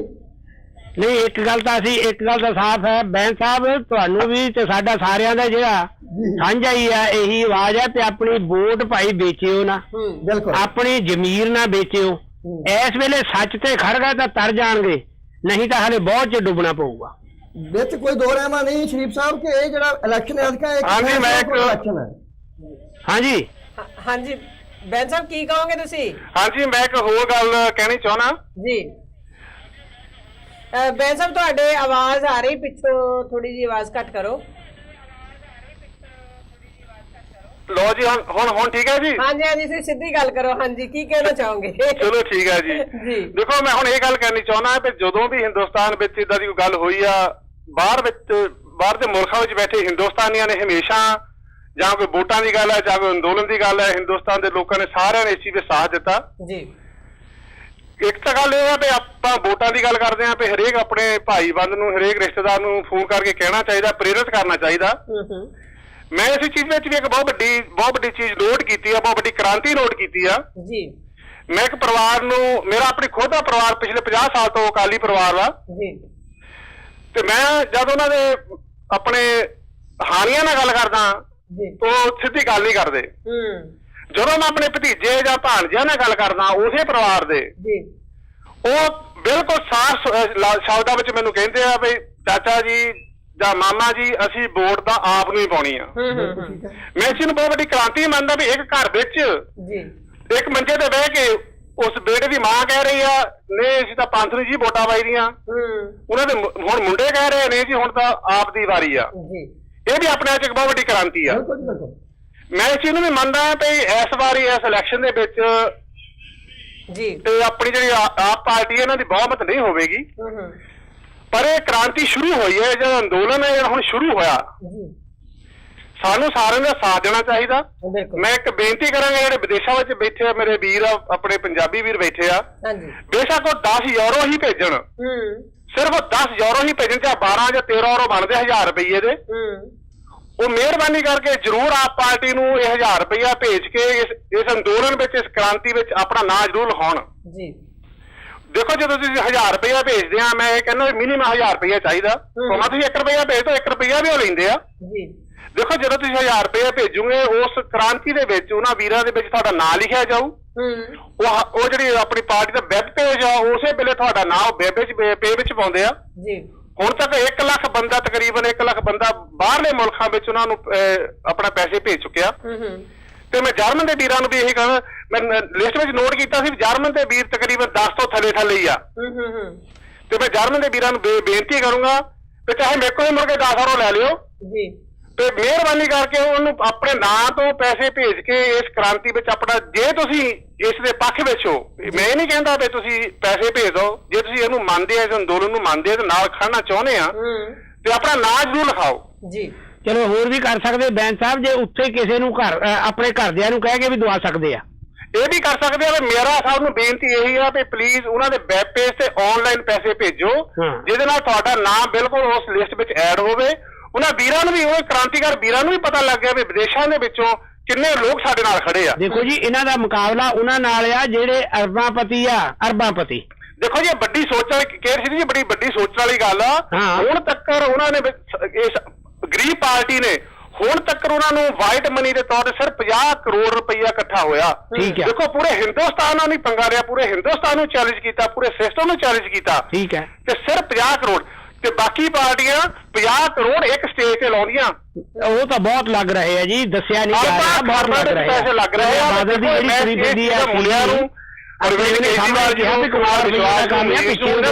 ਮੰਨਦਾ, ਬਹੁਤ ਵੱਡੇ ਕ੍ਰਾਂਤੀਕਾਰੀ ਯੋਧੇ ਵੀਰ ਮੰਨਦਾ, ਜਿਨ੍ਹਾਂ ਨੇ ਏਡੇ ਵੱਡੇ ਸਿਸਟਮ ਦੇ ਨਾਲ, ਉਹ ਵੀ ਨਿਰਧਾਰਕ ਬਗੈਰ ਕਿਸੇ ਸਿਕਿਉਰਿਟੀ ਤੋਂ ਪਬਲਿਕ ਵਿੱਚ ਜਾਂਦੇ ਆ, ਪਿੰਡਾਂ ਵਿੱਚ ਜਾਂਦੇ ਆ, ਪਿੰਡਾਂ ਵਿੱਚ ਜਾ ਕੇ ਸੌਂਦੇ ਆ।